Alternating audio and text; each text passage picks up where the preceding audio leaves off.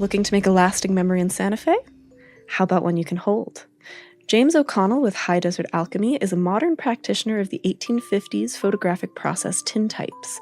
Tintypes, the first instant photo technology, offer you the chance to step back into a time when magic and science were woven together. And you can see here, Al and I just got to enjoy this ourselves. We had a pretty magical time. For 4 years now, James has been pushing the boundaries of this process while also resurrecting the techniques of old masters. And he will teach you all about it as you go through the process. Use the code SPLICE10 at checkout to get 10% off your first studio session with James at High Desert Alchemy. Visit high-desert-alchemy.com and use code SPLICE10 for 10% off your next session.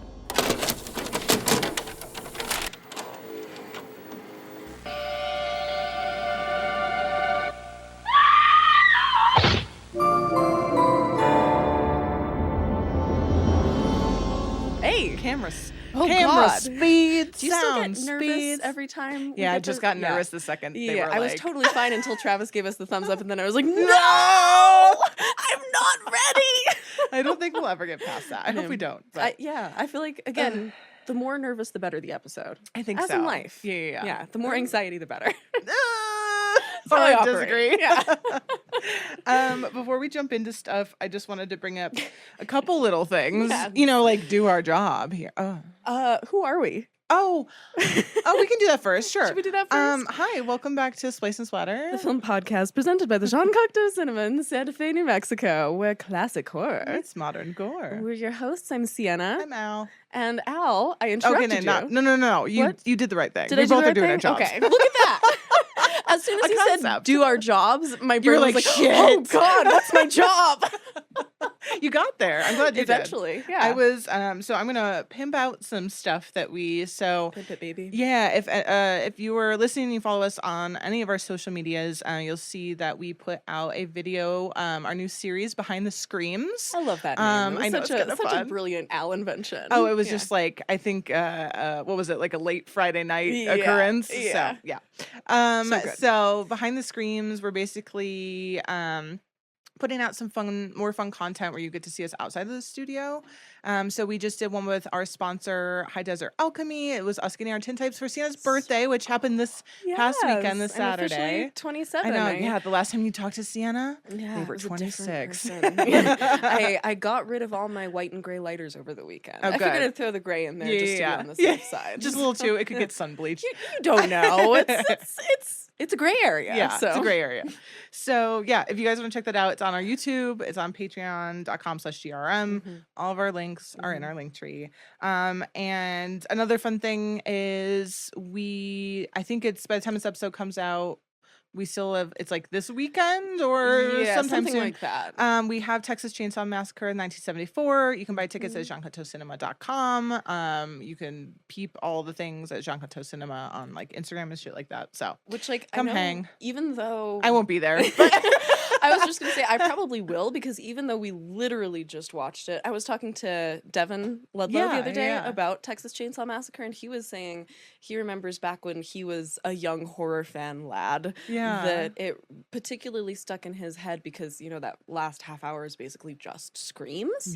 And that, like, viscerally affects you on such a level. I want to see it in theaters so bad. Yeah, and I'm like, that's the sort of thing that getting to hear that on the theater speakers, that must just, like, viscerally shake you. And we have such a great audience that comes to our theater specifically because we play weird shit.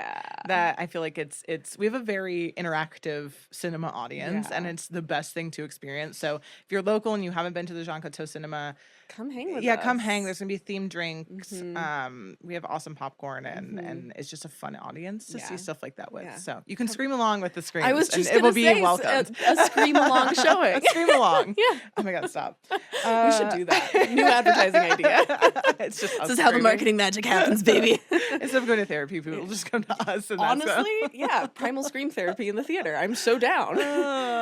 Anyway, I distracted us from doing our jobs. No, that was it. That's all I got. Is that all we're pimping? We're done pimping? We're looking at creating some more stuff. I think we're gonna start making some like themed drinks to pair along with our showings and our podcast. Do we want to tease the next episode now, just since you're talking about themed drinks, or Or do you want to hold that? Yeah, let's hold. Let's hold. Okay. Yeah. You have to stay till the end of the episode. There you go. Gotcha. Put a pin in that. Fast forward doesn't exist. Don't do it. Yeah, we can hold on to that one. Okay. I want to hold on to that All one. right. I love it. Tidbits? I do. I have a tidbit. Do you have one? I have a tidbit as well. Do you want to go first or shall I? Rock, paper, scissors. Rock, paper, tid. Rock, paper, scissors, shoot. You can go first. I won, but you can go first. I feel so tricked. My God. Dupes. Okay. I should have expected that. I absolutely should have expected I wanted to win so that I could push it onto you That's first. very, very Al. And it's very telling that my brain didn't go there because, of course, being the theater nerd that I am, if I'd won, it would have been me going first. So either way, this is what would have right happened. back in my closet. Yeah. Right behind the curtain. Great. So, the X-rated film that our lovely crew is shooting in the movie X, called The Farmer's Daughters, named after an actual kind of infamous porn film, The Farmer's Daughters, from, I want to say 76. Nice. Actually, Good year. X-rated hardcore feature. And it's kind of notable for a couple reasons. One, the plot is basically a gender-bent version of Last House on the Left, which is fascinating. I haven't watched it yet. Okay, yeah. Now I want to check now it out. I kind of want to. And it's clearly like a spin on that because Last House came out 2 years before. But it's particularly infamous because it stars a man named Spalding Gray, who actually goes on to be a very famous, respected playwright. Okay, I was like, why do I know that name? Yeah, he's an actor and playwright whose work goes on to be like adapted by Steven Soderbergh. He writes all these famous like autobiographical oh my God, what's the word I'm looking for? Monologues? Jesus Christ. You did right. Off to a great start. Good thing first. Autobiographical monologues. And so, yeah, one of, I think it's his second ever on-screen performance, Spalding Gray, is this porn film called The Farmer's Daughters. Wow. So there you go. Amazing name. Yeah. Spalding Gray. Right? Also, I guess we should, we're so great at this. We're talking about. Okay, it's in the title, so like if people are clicking on it, you already know. You guys already know what we're talking about. But the reason we're doing it's still embarrassing. We're doing X and Pearl because MAXXXINE has just for everybody just come out this past weekend. Obviously, we have not seen it yet because we're recording this a few days early. In a pre-MAXXXINE world. Yeah, but what a sad world we live in right now. I can't wait till it's a post-MAXXXINE world. So we're doing that. So whether you've seen it yet or you're gonna see it, it's a fun little like revisit on the films that got us here. So. Hey Al. Hey, I just realized our fan is running. Oh no! I'm so sorry. Warren's face in shock. It's good. Yep, we're good. Yeah, again, we're off to such a great start. We forgot the word monologue. I forgot that the fan is turned on. Forgot to tell the names of the films we're doing. We also all walked in here and we looked at each other and Warren said, "Doesn't it feel like it's been a while since we''t been in here?" It's been like the same amount of time it always is. It's been literally 2 weeks. We were also all late. No one listened. You guys don't listen to us because we're professional over here. Right? I hope not. Please confirm. Right in. Way to hear that before we actually jump in. Perfect. So, any other things, guys? Are we good? Checklist. Everybody's seatbelts buckled. Trade tables in in the full upright position. No, this plane's going down. Yeah, this plane is down. This plane's in the ground, baby. But I have the perfect bit to pair with your bit me up, baby. Yeah.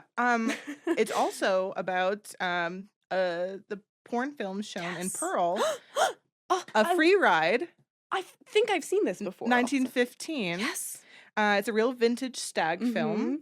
It was the production is the subject of some debate because it surfaced in the 1970s and at one point it was sold by like a shady distributor. Sounds right. As a hardcore D.W. Griffith from 1915 film. I love that. Yeah. And then a historian, Kevin, what's his name? Brownlow has positioned it in a way he thinks it's like a 1920s film. So there's like all this kind of, we don't know where, but do we care where it came from? It was real and they put it in there and it was really fun. That's the important part. Also just the thought of like vintage porn in that way is like fascinating to me. I need to spend some time. It's so cool. We had like a little unit on stag films in my cult and exploitation cinema class and like watched a whole bunch of them. Yeah. It's like such an interesting period of film history that we don't talk about. But like, of course, that's one of the first things that people started filming when we got cameras. Because we're all pervs. Which is like that's like the whole point of this trilogy, I think, is like we're all pervs and it's fine. It's funny looking back to even to that point. Like people have always been people. And us even doing tintypes. I love looking at old tintypes from like the 1900s and just seeing like the goofy ones that no one sees. It's like, no, we've always been this way. There's always been like a boob grab and like a tongue out. Absolutely. And like you know the, oh my gosh, I can't remember the cat's name, but that famous photo from like 1910 or something of like a cat wearing like an opera helmet with like the horns and stuff, and it's like we've always been dressing our cats up in goofy shit. Yeah, like, we've always been weird. We've always been weird. Yeah, we've always been pervs. So we've always been pervs. On that note, what a good bit. I love that we both picked I was like bits. Yeah, look at that. I kind of didn't know where to throw that one. A good tidbit pairing. I love it. So obviously these films, if you don't know, X came out first theatrically, but only by a little. Yeah, like, which we'll talk got about. The juicy pit. Yeah. The pits. Oh no, not the juicy pits. First tits, now pits. What's next? Shits? Tune in next time, guys. Find out. You just gotta roll with it. We don't edit this, so it is what it is. But as if they can't tell, we don't edit this. Yeah, who am I talking to? Question though, before we get into it, you had only seen X. I had only seen X, and I love we X. knew. Like, obviously, I love X, but like, I loved X so much that it came out in like March. I walked out of the theater and was like, I bet you this is going to be my favorite new film of the year, and it was like hands. And 2022 was a great year for films. That was like the year Everything Everywhere All at Once came out, and that was like, and I saw that in theaters too. X was better. X was better. Yeah, I fucking love X. So like, which is part of why I hadn't watched Pearl yet, was like. X is so Siena coded. Like it's the 70s porn industry. It's like one of my favorite topics. No, it's perfect. So I was just kind of like, nothing could possibly top this experience for me. And I, it's also been like so Instagrammed and TikToked that like I felt like I'd been exposed to so much of it, and it was a completely different experience tonally than I expected. Pearl? Yeah. And that's why I feel like MAXXXINE is going to be so different too, is I think they were smart in that. Did you see, obviously, again, we haven't seen MAXXXINE yet, but I saw a couple different reviews of it come out. I've been trying to avoid spoiler reviews. Me too. I'm trying to avoid stuff. But a lot of people have been saying that it is an homage to Giallo. And I was like, well, no look at that. Oh my God, look who accidentally timed things perfectly. Right back around. Oh my God, that's all so funny. Argento all the time, baby. Now I'll know exactly. like in context what that really means versus like a description. So, now I'm really excited to see it. Just makes me even more excited. But I was not expecting how much Pearl is a comedy.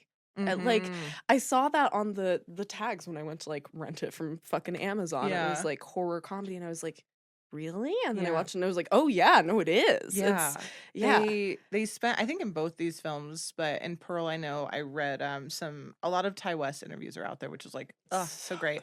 Had to pare down a lot of my notes. There's so much out there, so there's so many interviews. If I don't get to your favorite fact, it's because there was a lot of them. But he said in interviews too, the timing, like comedic timing, they tried to place it in a way where it wasn't so on the nose, but it still had this humor to it that was like kind of perfectly timed. So it's not like, I wouldn't say it's a funny movie, but it is inherently funny. It has such a strong comedic undercurrent, which I wasn't expecting, and just, I think made it a more refreshing experience than I was worried it was going to be, because like, again, I was worried that I'd had all of the scary bits spoiled for me.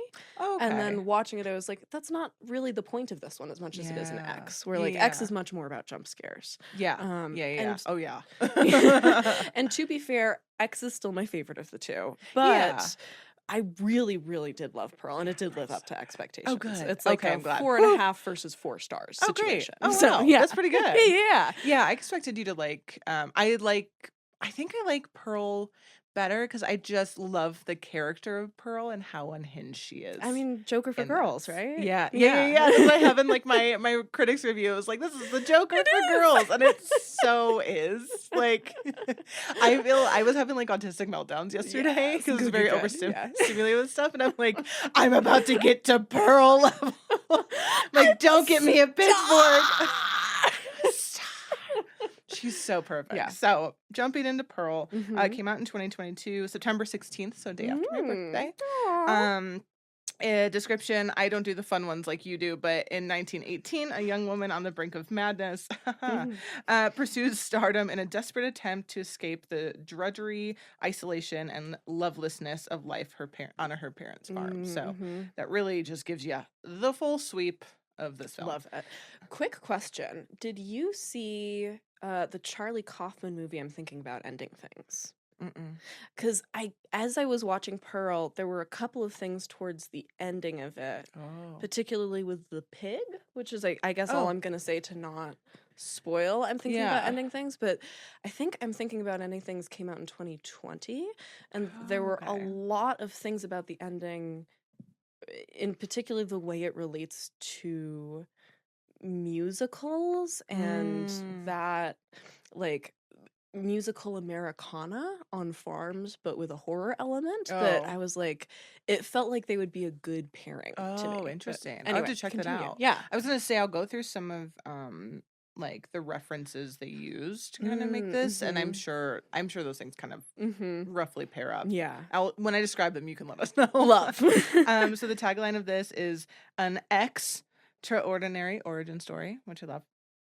Director Ty West also edited and wrote this one. I think he did that with X too. This was one of the things that I was interested in seeing the credits. He co-edited X, but he was the only editor credited on Pearl. He co-edited X. He had another editor with him on that. He took it to the next level, to the X level, and also interesting because he was the only writer on X, but he and Mia Goth co-wrote Pearl. So they co-wrote it, which I think is so cool. Yeah. And this was actually the first screenwriting and producing credit for Mia Goth. Oh, I love that. And it first little, which is like, holy shit, what a great project. What a great start. Yeah. Well, it very much, it feels to me like there's much more of a female voice in the writer's room. Oh, 100%. In Pearl. Yeah. I have some notes on that. Yes. So, not surprised. Absolutely. Yeah. We have cinematographer Elliot Rocket, which is the sickest fucking name. So cool. I have a tidbit about him. Oh, good. I don't. I just was like House of the Devil, The Innkeepers, and of course X. Starring Mia Goth as Pearl. Obviously X and MAXXXINE. She was also, if you've seen Brandon Cronenberg's Infinity Pool, she's so good in that. And then she was in the 2018 Suspiria. Damn right she was. I know. I didn't realize. I gotta fucking watch that now. I think that actually might be a really fun pairing with Black Swan sometime. Because then it's ballet horror, but like the 2018 one is much more about the dancing than the Dario Argento one. So and then we can get in the debate of Black Swan being horror. Yes. Like some people don't think of that, but which like it obviously is. But it just we'll save that for the debate. Save that for the pod.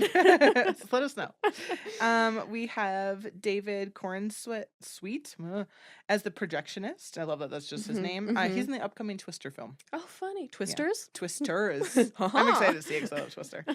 Tandy Wright as Ruth. She was also the intimacy coordinator on X, and then was offered the role as Ruth on the when the shoot was wrapping up. I love and then is she actually German? Do we know? So, according to Ty West, she actually learned German on the role in a hurry. And it became so convincing because she fooled 2 German members of the crew to like teach her German and like all the little intricacies of it. Because I mean, I don't speak German, but I've like taken some German classes, and her accent is like amazing. No, she just swindled some members of the crew. Dang, I love that. Go Tondi. The budget for this was $1 million, which I think is reasonable. I think considering. Jumping from one to another, and it feels big in certain ways, but the set's very small. It feels like it feels kind of like the sort of barnyard, let's put on a musical Hollywood productions from the 40s that it's referencing. Yep, which is absolutely. Do you want to know how much it made back? I don't know if you saw this because it was No, very I hard to didn't. like avoid. It was hard stuff. to avoid seeing from each other's. I was but- like, I'd be listening to an interview and I'm like, shit, Yeah, it's pause, talking about pause, X. yeah. Mia Goth just like randomly starts going. I'm like, stay on Pearl. Girl, This is a no. Pearl behind the scenes. I know your experience of filming them was the same, Yeah. but our experience of watching them is not. different. So. Yeah. No, I didn't see how much it made. How much did it make? 10 mil, which I think is like Interesting. reasonable, but I feel like it got so much after the fact. That because I would have expected more, and it's interesting in particular because I'll just say now, X was also $1 million budget. I did see that on accident, yeah. And did you see how much it made? No. 14, so Oh, slightly shit. higher, which surprises me because I feel like God, Pearl really? has had a much longer tail on social media, And I feel like it blew up bigger because it came out September and right around Halloween. I remember everyone dressed as her. Yeah, everyone was Pearl. Yeah. Everyone was Pearl. And that's how I found out about, I want to say, maybe this is a fogged memory. I'm pretty sure Pearl came out and then I watched X and then we watched I think Pearl. I a can't lot remember. of people did, and there are also a lot of people who just watched Pearl and didn't watch X, which is, I think, pretty unusual for a trilogy for people to start at the second and kind of skip over the first. Yeah, these are a fun series of films. So script and development, talking about Mia Goth in the writer's room. So the screenplay actually spawned from Mia Goth and Ty West doing character prep for the older version of Pearl that we see in X. And they kind of just were talking about like the relationship between Pearl and MAXXXINE, and Mia Goth actually said that it all came about kind of as a joke, that this was like a fantasy that they had, of having this prequel and diving more into Pearl, and they never really thought it was going to happen, but A24 actually agreed to make the film and greenlit that film before there was like even really anything, before they were even done with X. That's so cool. They were like, yeah, no, we're in. I love that. Yeah, so I love that. it's great to see that they like believed it from an early stage, but I love that they were like, oh shit, like we were just like, this was okay, let's go. Let's do it.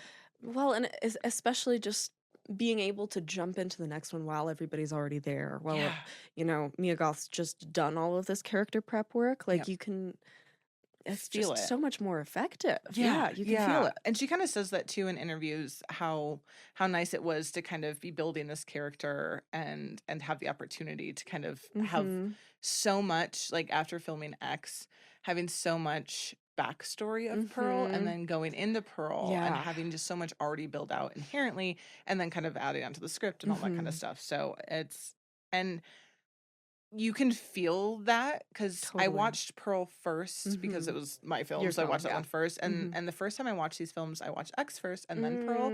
So it was nice to watch it in reverse, and you can really see.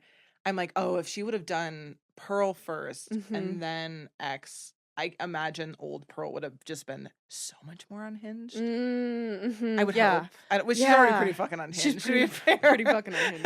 But I don't know. Well, and I think part of what's so spectacular to me about her performance as old Pearl is that it does feel like it's like you can feel young Pearl underneath all of these layers of age, like fighting to get out.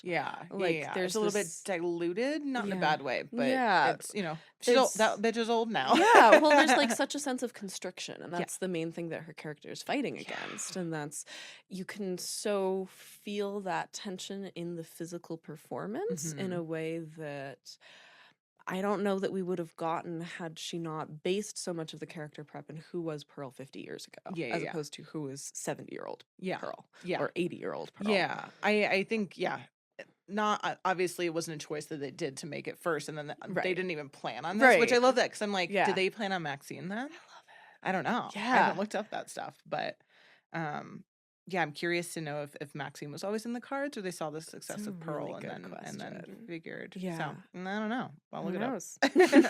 I would imagine, particularly just going off of Ty West being such a horror nerd, and also like the idea that the third one is such a Giallo inspired thing. There are a lot of Giallo trilogies, so I could imagine that being that maybe he didn't even know what the third film would be, but I could imagine him being like, if I'm gonna do a second, it's gonna be a trilogy. You know?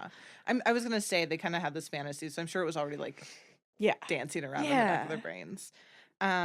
So they actually, I'm sure you know, they were shooting this at the beginning of COVID. It was like in that first initial 2-week lockdown is when they really started to write the script for this. And I think it's funny because there's in the very beginning, there's the scene with Pearl picks up the newspaper and she's like talking to her mom. And obviously this film takes place at the height of the Spanish flu. So I just think the kind of The weird parallels, of that is yes. really cool. And some of the titles, the headlines of the newspaper read, "Public gatherings are forbidden and face masks are worn on the streets of all American cities." And I just thought it was a fun little nod to what everyone on the crew was going. What was happening. I can't even imagine. I can't even imagine like being in New Zealand.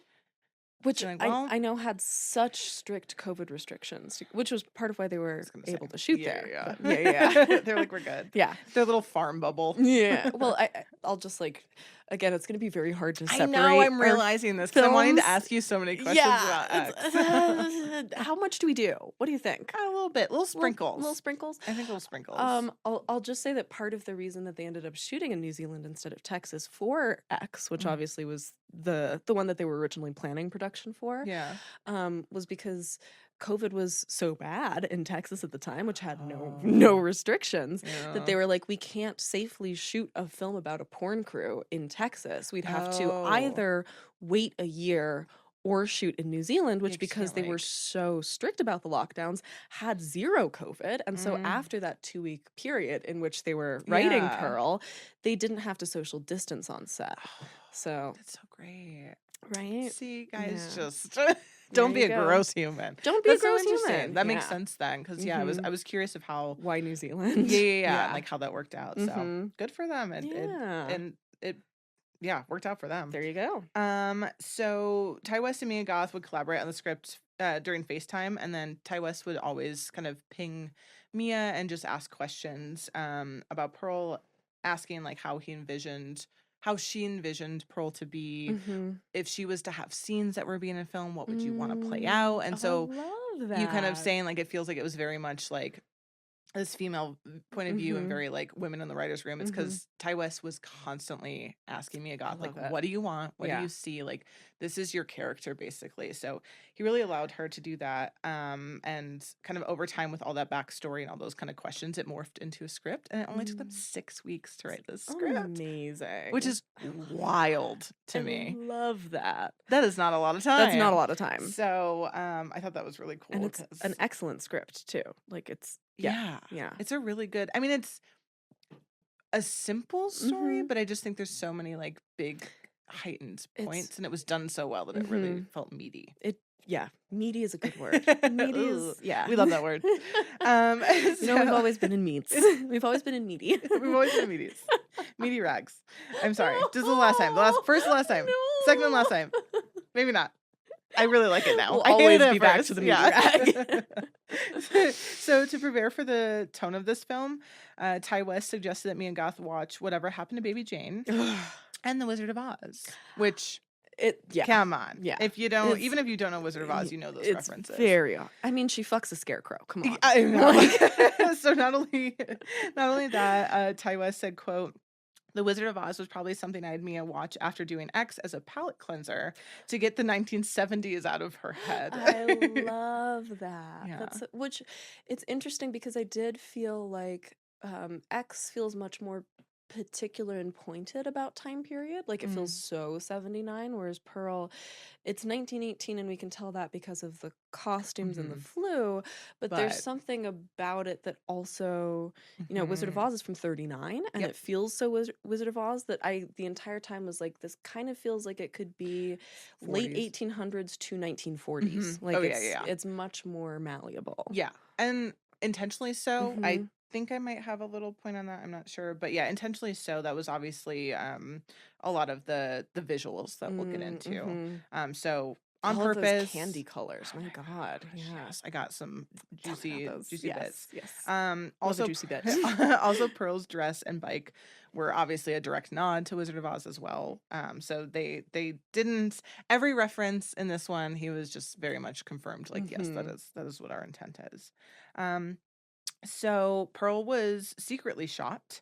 They kind of jumped, like we said, there was COVID happening. They were in New Zealand. They just finished X. They wrote the scripts like in these 6 weeks on Zoom. Yeah, on Zoom and FaceTime.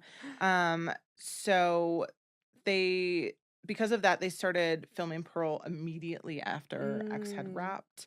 And they stole some of the production crew from Avatar: The Way of Water, who were there at the time. And they were like, do you want to come over and help us while you're here? Again, come over to the dark side. I kind of get why, is because they were all kind of locked in and they're like, okay, you're here, we're all good, we can all work together. Yeah, we're all in a COVID bubble. We're all safe. Yeah.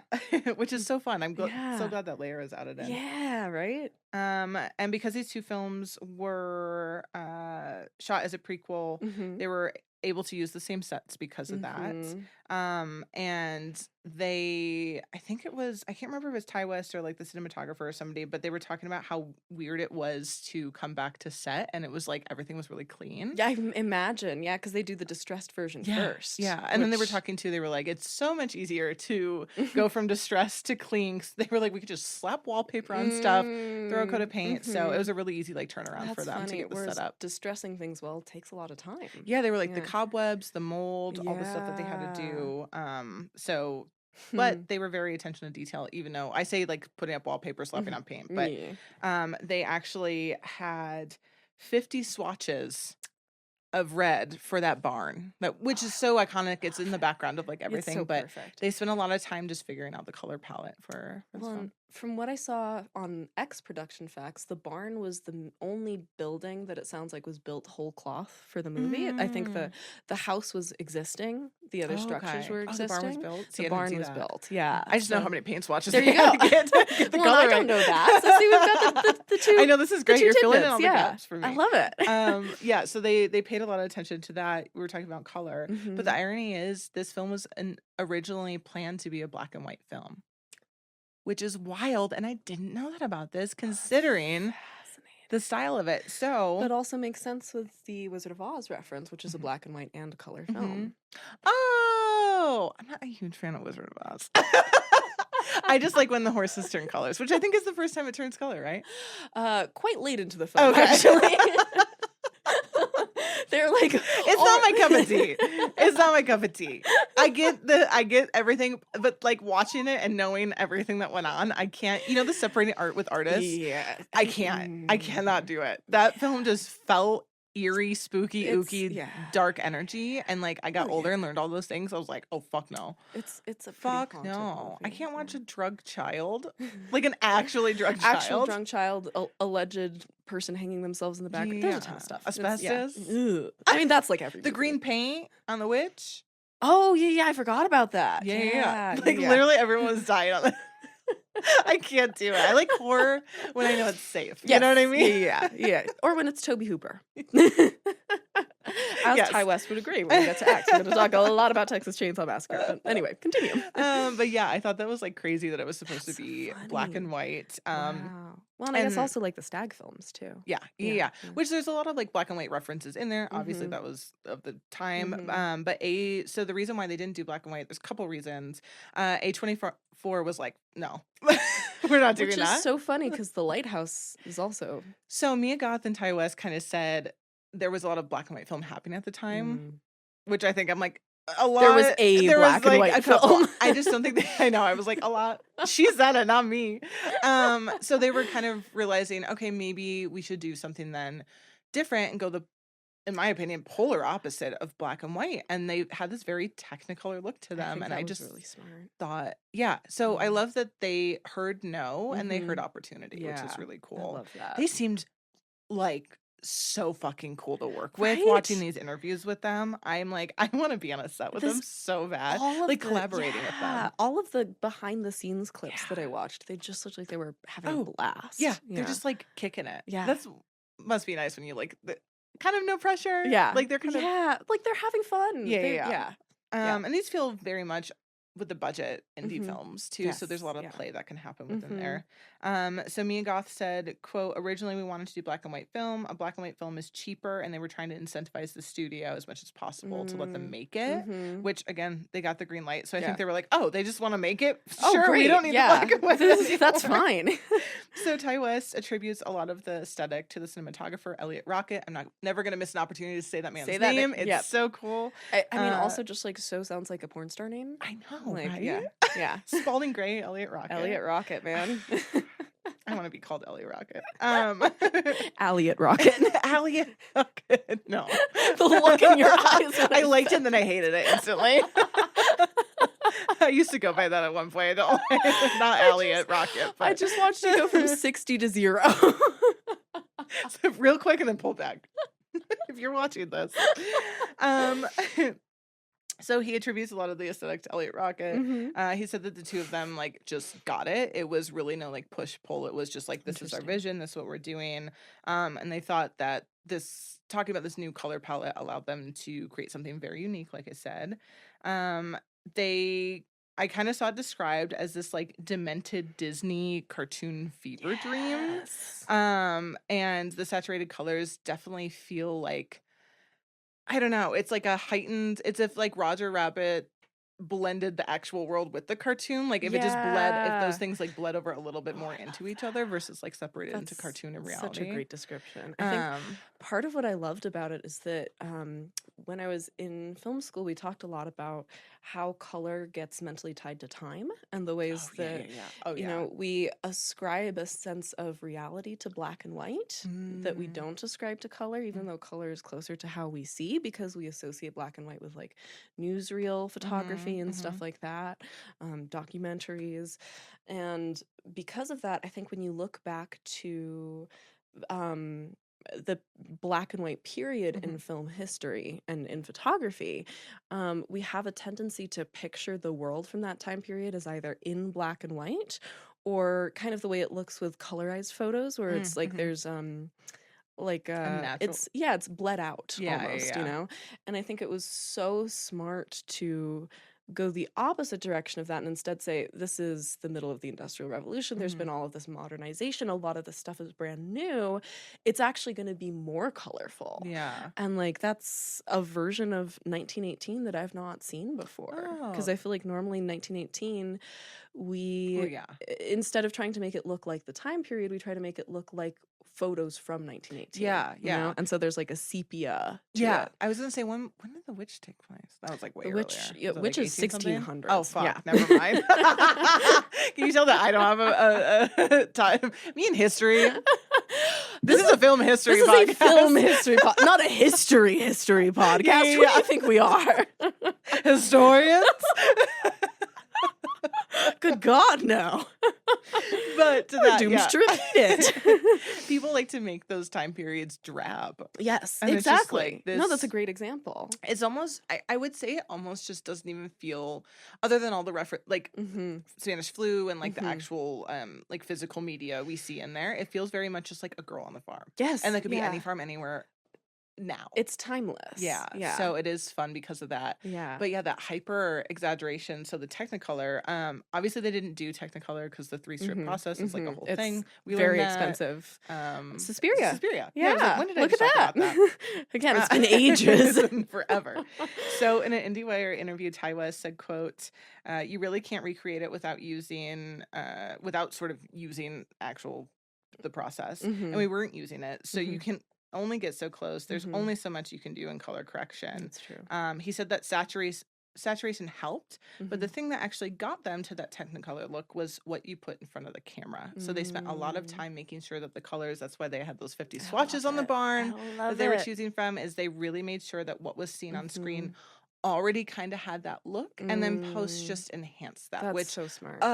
I'm sure they just loved him in the post team to be like, this isn't on you. We're going to do as much as we can. So we're not going to fix it in post. We're going to fix it in production. He's like, we're just going to like amplify it. So he made sure that color palette, just everything on set looked what they kind of wanted it to look like already. And then they just kind of amped it up. So I thought that was kind of cool that they spent the time and detail on it. And now we're gonna get into some fun little callbacks and nods. I didn't really know where to put this, but we have several callbacks to X in this film. I'm not sure if you all picked up on. 2 were in the audition scene when Pearl stands on an X marking her spot on the stage, and then another is when the member of the panel, we hear it says needing that X factor, and then. I also realized that when in X we hear Pearl tell Howard, "You know I don't like blondes," that is a reference to, I'm guessing, to what happened with Bitsy. Is that her name? Mitzi. I'm fine, everybody. Yeah. Itsy bitsy Mitzi. I love Mitzi. I don't have a moment on her, but can we just talk? I'm actually gonna take a pause. Yeah. I talk about the monologue later, so maybe I'll wait. But the actress, I didn't give her credit, I realized. The actress who plays Mitzi in that scene with the monologue, which we'll talk about later, holy fucking shit. She is a star. She is. She is a fucking star. And then the last little nod that we get is when the productionist is explaining the stag film industry to Pearl. He says that he planned on capitalizing early, which was a theme discussed in X between Wayne and RJ several times about home video, which I've heard is also a big part of MAXXXINE, because it takes place in like the renaissance of home video rental. Yeah, it was 85 something like that. Yeah, something. Which I love that it's only like 6 years past X. Oh, I'm so excited. That's gonna be my other Joker. Yeah. That's your Roman Empire. Yeah. We also have some fun names for all the animals on the farm, which I'm sure you might know. I didn't know any of these. Theda really killed me. Theda Bara, who was an American silent film actress and was one of cinema's earliest sex symbols. I have a little Theda Bara tidbit for you, actually. I knew you were going to know the names. I love silent film history. She was one of my mentor's favorite silent film actors. Oh my God, I thought you were going to be like one of my like mentors, like mothers or something. one of his many mothers. Her name is an anagram for death Arab. Stage name, obviously, but that's so fucking cool. Sorry, I had to like look down at my notes to see it. That's sick. Theda Bara, death Arab. To be an anagram. Right. Anyway, I gotta think of something. Look up Theda Bara. She's really interesting. She was kind of the person who created the idea of the vamp. Oh, yeah. So great thing to name an alligator They said after. sex symbol.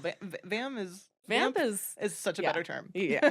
Anyway, continue. Let's see if you know these other ones. You will. The other were now I'm scared. We had Charlie, Mary, and Francis.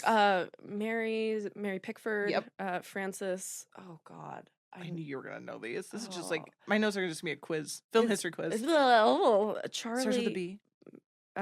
Francis B. Oh my God. It's Francis like right X on the tip of my tongue. Francis Bushman. I don't know. Bushman. Oh, I Francis didn't know X that. Bushman? I didn't know that. Oh, you don't know. I don't know. I don't know anything. Who's Charlie? That was the only one Chaplin. I didn't know. Oh. You knew. Oh. You were overthinking. I was overthinking. Yeah. So, just kind of like a fun thing, Charlie Chaplin would have just been known as a comedian. And Charlie Chaplin plus Mary Pickford were the ones who started United Artists together too. Yeah. Yeah. So I thought it was a fun little thing. Yeah. At this time too, they said like Charlie Chaplin would have just been known as like a comedic performer at the time, which what a wild time to just be. Like, who's this young fella? Who's this tramp? Who's this tramp? Who's this young tramp? Fun fact, in LA, I almost moved into an apartment complex that he used to live in. It was so small though. Made for tiny humans back then. It was like, I mean, he was a very small man. Yeah. He was extremely short. Yeah. So small. So I couldn't move in there, but that's my fun fact for personal For a life. second, when you started that sentence, I thought you were going to say, I almost moved in with Charlie Chaplin. And I was like, you're like, how? We need to take a break. Take a pause. Room's getting too hot.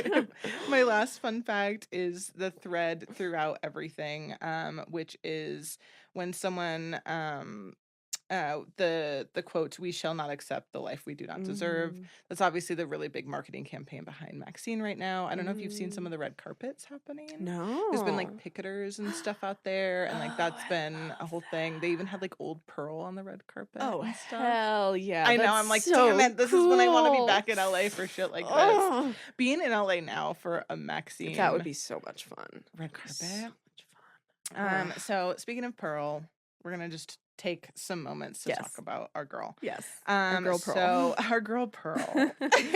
As they were building Pearl's character, Ty West said it was easy for them to make this character 3D because she was obviously playing both characters. She's playing older. She's playing MAXXXINE too, so they could really kind of like play off of and build who this character was. And Mia said by the time she started filming X, she had a solid backstory of Pearl and was able to use that. And Mia Goth was also quoted saying it like what an incredible experience it was working with Ty West on this, because he really let her, what she said, what'd she say? There were never limitations with him. It was always just yes and go explore that and see what feels good. And so he seemed to be a real advocate for her to kind of like explore, and I kind of use the word like freedom for what she wanted in this character, which I think we kind of talked about it with old Pearl, these kind of like limitations and restriction, which is like age and time. And then really being able to, I imagine as an actor, being able to then release that into, you know, and going right into it, just being able to hold this back and then just go. Yeah. So fun. Well, on a film theory rant corner level, put a pin in it. It ties in so much to the ideas about coming of age that both of these films are about. Oh my gosh. Yeah. There's a lot. I was gonna say, I knew you were gonna probably get into that because it's more of a prominent in X. I have like a little bit about her. I also think Pearl is kind of such an interesting take on a slasher film because we kind of she's so innocent, so vulnerable in the start, and then she turns out to just be this like maniac towards the end. So it's kind of like a fun little play on horror in a different way that feels refreshing, like you said. So the kind of, not film theory rant corner, but the kind of tiny desk is just the idea of her coming into womanhood and sexuality in this. So she's married, she's stuck on this farm, she runs into the projectionist, which Mia Goth actually states that might be a total figment of Pearl's imagination. It kind of feels like it. He doesn't even have a name. You know what I mean? He's called. So again, having watched it the first time, this is only my second time watching both these films. It was really interesting to watch that in this light, because I'm like, I feel like absolutely he was just a symbol of having this taste of this outside world and kind of opening up this new experience for her. He's Pandora's box. Yeah, absolutely. You know, showing her all these things that she could have. And so it's kind of this like journey into womanhood with her. You know, she becomes mesmerized by the scarecrow. She humps the scarecrow. I had in my notes, I was like, I wasn't sold up until the scarecrow fucking. And then I was like, I'm sold. Yeah, it gets, and then even Trav said watching, it's like, this part's fucking weird. And it is, because she's just like envisioning him, and he looks like he's going to come like start dancing. Yeah, he does. With her. Yeah. It gives me the creeps. Yeah. Scarecrow's giving me the creeps. Oh, yeah. I also Scarecrow fan? I was watching it and I was also just like, this would have to be so painful. Like, this can't actually feel that good, given how pokey Straw is. I don't think she... So... I feel like with the person she is, she's that's okay. In a different world. Yeah. Totally in a different world. Totally is like, this scarecrow's the projectionist. I've been open up to this. I need to dry hump him for a while. Literally dry hump him for a while. The driest of humping. The driest of humping. I'm so sorry. Continue. It's so correct. And then I also love how fucking violent she is. Obviously in X she's super violent. I feel like they showcase her again in these different ways and these different points. I don't know, the violence feels different in these, and it's treated it's fresher very differently. in Pearl. I think it kind of always looks like her first time in an oops. Yeah. A little oops. Even when she like stabs the projectionist in the car, which is one of my favorite fucking moments. And she kind of like tumbles in this very exaggerated way. She like falls back, and I love that scene too, because I feel like there's like this. Again, it looks very visually like heightened, and then I feel like there's those moments like that where it feels like this comedic, heightened, cartoony, like whoa moments. I think it feels like the way violence plays out in X is very porny, and the way violence plays out in Pearl is very theatrical. Oh, totally. Yeah, that's a perfect way. Thank you. I was trying to figure out like what it was, and even with like in X, Mhm. the throat stabbing. Exactly. It's just very like corny. it feels very Yeah. penetration. Yeah, That's what it all absolutely. feels like. Yeah. It's very much like she's I think, and it's inserting like herself in them. exactly. Well, and I Ugh. think it in either case, the way the violence is depicted is mirroring the kind of performance and stardom that the characters are pursuing. Mhm, You know, like mhm. Pearl wants to be a dancer. She wants this theatrical Yeah. life. Her violence becomes theatrical. Mhm. MAXXXINE wants to be a fucking sex symbol. The violence Yeah. is sexual. Yeah. Yeah. It's fun to Yeah. watch again in a trilogy to see the vibe. That's why I Mhm. can't wait for MAXXXINE. So I'm like, what are they gonna do? Videodrome. Yes. Yes. We must kill the old flesh to become the new flesh. Love. I gotta revisit those again already. So there's obviously like debate, not obviously, but there's debate online, like sociopath, psychopath. But I was like, this bitch is autistic. She has special interests of Her theater, special interest is murder. no social cues whatsoever. That's true. I'm like, this poor girl. I know if you watch it that way, you gotta feel bad for her. Anyways, that's just my take. I Let me know. like Cool. being the person that I am. I was watching it and I was like, oh my god, such homeschooled girl syndrome. Like as a former homeschooler, Siena. The cabin fever that it gives you socially of just like not being around people your own age. God, yeah. It makes you weird. I know. It makes you weird. How do you think I turned out this way? You just had your books. I just had films to talk to. It was just me and my books about like cult porn theory. That's it. That totally makes sense. I mean, to be fair, what I was doing is like I was collecting bugs when I was a child and like hanging out with horses. So I don't know. Both of these very much speak to who we are. But yeah, I she was not set up for success. No. And then I don't know if you noticed, but Pearl tends to hush those. Yes. She kills. Yes. She did that to It's her little Mitzi. secret. The scarecrow. I know the little secret. The little There's secret. so again, it was so much. I watched many theatrical callbacks. release, but it was so much more interesting, I would say, to watch Pearl first and then X. Mm-hmm. I felt like I would. I mean, I would say if you want to watch these again, watch Pearl first. I think and then I need watch to X next because time. it was really cool to see the tie-ins. I almost did it the opposite Did way, you? and then I was like, no. I almost wanna asked get you if mine you done wanted to like first, but watch them in sequential order. Yeah. It's hard though because we want to do our notes. Yeah, I want to get the hard stuff out of the way. Yeah. And just enjoy the second. Yeah. So yeah, I just thought that was kind of fun. In X, I know this was mirrored when Pearl touches MAXXXINE, and she said it would be their secret, like you just said. And I just stuff like that I think is really fun that was carried over. So some fun monologue facts. Pearl's cinematic, which I don't know if you'd kind of known about her monologue. No. Okay, because I didn't. When I learned about this film, again, I want to say I watched Pearl first because I saw that and I went back and watched X and I watched. Makes sense. I think. I don't know. So you did a Pearl X Pearl? No, I did a X and then a Pearl. Oh, okay. Got it. Yeah. So I saw clips from Pearl though, because the the two clips I saw is I heard about the monologue and then the end credits, which we'll get to. So surprised that you didn't really hear. Oh Somehow my god, I you got missed to watch that which, freshly. thank God. Yeah.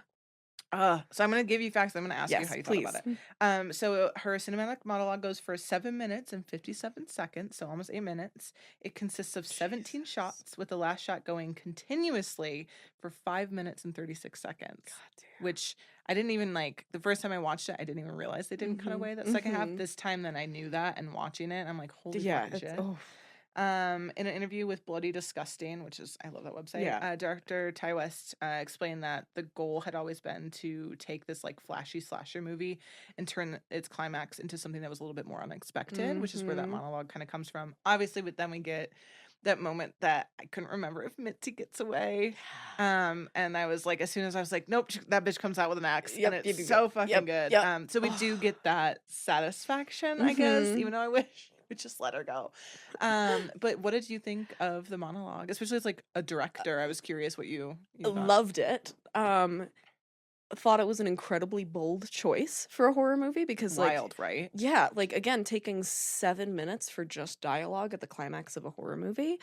There was a part of me that was like, I feel like this could have been maybe a little bit shorter, like maybe 6 minutes, but It reminded me so much of the dream monologue from Persona, which is one of my favorite films of all time, which is where one of the characters is telling the other character about this like dream she had about a beach orgy, and it's like it just stays on her face very, very close for this like extremely long, intense emotional monologue. And then a couple other times in the film, we'll see an intense close-up on one character, and then we see the same monologue repeated with the camera on the other character. And that's sort of, I kept thinking about the fact that we're not seeing Mitzi's face during this, that we have no idea what's going on with her, or like I kept thinking she's gotten up and left the table, and like Pearl's just talking to herself. But that's the part that I think I like about it, is I'm like, what is she? Because then my brain is like, what is she doing? Is she gone?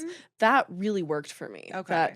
No, that's what I liked about it too. I was curious if it worked for you. It worked. It worked. We watch films differently, so I was curious, like, your take on it, because like entertainment solely, I was like so fucking into it. So I was curious. I thought it was.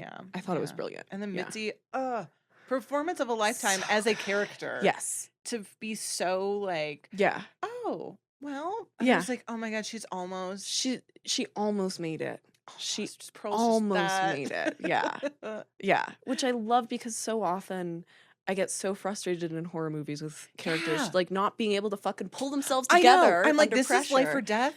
Fucking just pull it together, bitch. And disassociate for 5 minutes. And I thought she did a good job of like a convincingly real amount of dissociating under life or death pressure. Yeah. There wasn't a read in her face till that very, very end. Her eyes start to water. And even I thought too, such an interesting thing is when she goes to leave and walk down the hallway, it goes back to Pearl's face, and you can just hear the slow. I feel like in a normal traditional horror film, you would expect that person to walk and then run. Right. And she just walks out. She's like, I'm just going to walk. Like, I'm just getting out of here. Everything's cool. Survival. Yeah. I'm just leaving my friend's house. I was going to say friend, cousin. I forget what they are. Sister-in-law? Yeah. Okay, thank you. So yeah, I'm so glad that you like that. I'm so glad you got to see it and didn't get it spoiled. I had no idea that was coming. It's okay. Which I'm a big fan of long takes. I like one of the climax in my first movie, actually, we shot in a couple of different 12-minute long takes that I then cut up. Oh, cool. But I love what it gives actors the chance to do. Yeah. And that's the thing. You really can see emotions play out on screen, which is really fun. And it's very theatrical, too, because that's what a theatrical performance is like. You don't get cuts. You have to do it. You have to be in the moment. That brings me to then the end credits. I just want to we all talked about it. Again, that was like the reason I wanted to see this. And so that was 1 minute and 51 seconds. I'm not sure if you had. Did she blink that entire time? I don't think so. So I was trying to look for it. I think she blinks like twice in the beginning. I saw one eye twitch at one point. And that was it. I think that's where the eyes started to water. Ty West basically just didn't yell cut. And so it was Mia Goth just holding on, doing, again, letting emotions play out on screen. That's why she looks strained until he finally yelled cut for her. But I don't think she blinked for like a minute and 51 seconds. That's so incredible. Or at least a minute 41 seconds. I just thought that was kind of a fun little thing. And also reminded me of the Deep Red ending credits too. Like where you've got the guy looking down at the pool of blood, and it looks like it's a still until you see his face shifting a little bit. I love that end credit on Deep Red. So I'm wrapping up here. We have critics' response. I have a very, very short thing on this. Obviously, I think it did well in theaters. I think there's a huge cult around Pearl and X and now MAXXXINE. I'm actually surprised that Pearl, like you said, made what it did, considering, but I think it. But it's weirder. It's weirder, I think, also, as is often the case with cult films, the love for it comes after the major theatrical release. And so in this case, because we now live in a fucked up world of streaming where artists like can't make any money once things are out of theaters. That's how you really feel. Yeah. But I mean, everything's cool. It's true. Yeah. So I think those numbers reflect less of how much something is watched. And 2022 was, I feel like people weren't really getting back into movie theaters yet. I remember seeing X in the theater was my first time back to theaters after the pandemic. So yeah, it took me a while, while to want to sit in a theater with gross people. Yeah. And I was still very much wearing a mask. Yeah. For I was sure. gonna say, I think when I went back, I'd mask and I would like popcorn it. Yeah, exactly. I would like carefully, strategically plan the popcorn timing. Yeah, Just put a bunch in there. Yeah, and just like grab the biggest gnaw on possible it. Yeah. handful. Like a cow. Do what Chris the projectionist recommended the other day and just scrunch it all down. We gotta get popcorn balls. So 92% on Rotten Tomatoes, 7 out of 10 on IMDb. It's kind of what I expect. Obviously it was called The Joker for girls. For me, I think the idea of like wanting them believing you're something more than what you are as a creative person is really what like pulls at a lot of us too. And I think a lot of horror fans, I think we are like inherently very creative people by nature. I think we like appreciate the weird. So I feel like her character really resonated with a lot of us. And then I went to go look for I went on like RogerEbert.com or like search like Roger Ebert like review, whatever. And the first article that popped up, I'm gonna give a very weird shout out, was one of my old friends from Columbia who writes for Roger Ebert, Nick Allen. So what's up? I love that. But I wrote, we're not gonna talk about his review because he gave it 2.5 stars, and I don't agree with him. Nick, so sorry, Nick. How dare you? But yeah, Nick was actually one of the lovely men in the film program that talked to me like a human being about film, and it was refreshing, so rare. we do like Nick Allen's reviews on Thank Roger you, Ebert, just not this one. Just not this one. It's okay, men can be wrong sometimes. Men can be wrong sometimes. So that's Pearl. What did you said you would like give it like a 4? I'd give it like a 4. Yeah. Which I think 4.5. 4.5. Yeah. I think. Yeah. I don't know. Her performance, she's so incredible. Is just she's a star. She's a fucking she's star. a star. I don't know. Her sobs. I also said too, I forgot to fucking put it in there as like references. They don't directly reference it, but does the dinner scene not feel like Texas Chainsaw? And does the dad in the wheelchair not feel like fucking Misery? Yes! I had written down here, the first note that I wrote from my watch was, oh, we got a TCM dinner table scene. Yeah, which it then becomes even more so by the end. Totally. Like, it's so set up like that. Wasn't sure up until the scarecrow humping, but now I'm sold. I wrote that the dad made me think of like a gender swapped Mrs. Bates, you know, where the idea of her like just sitting silhouetted up in the window and like mummified, unable to move in her wheelchair type of thing.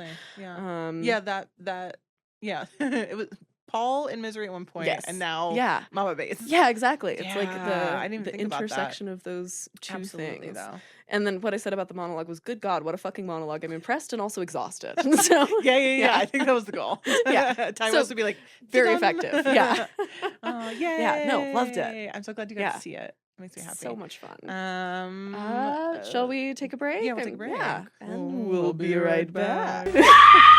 I know how much you love stories of horror and gore.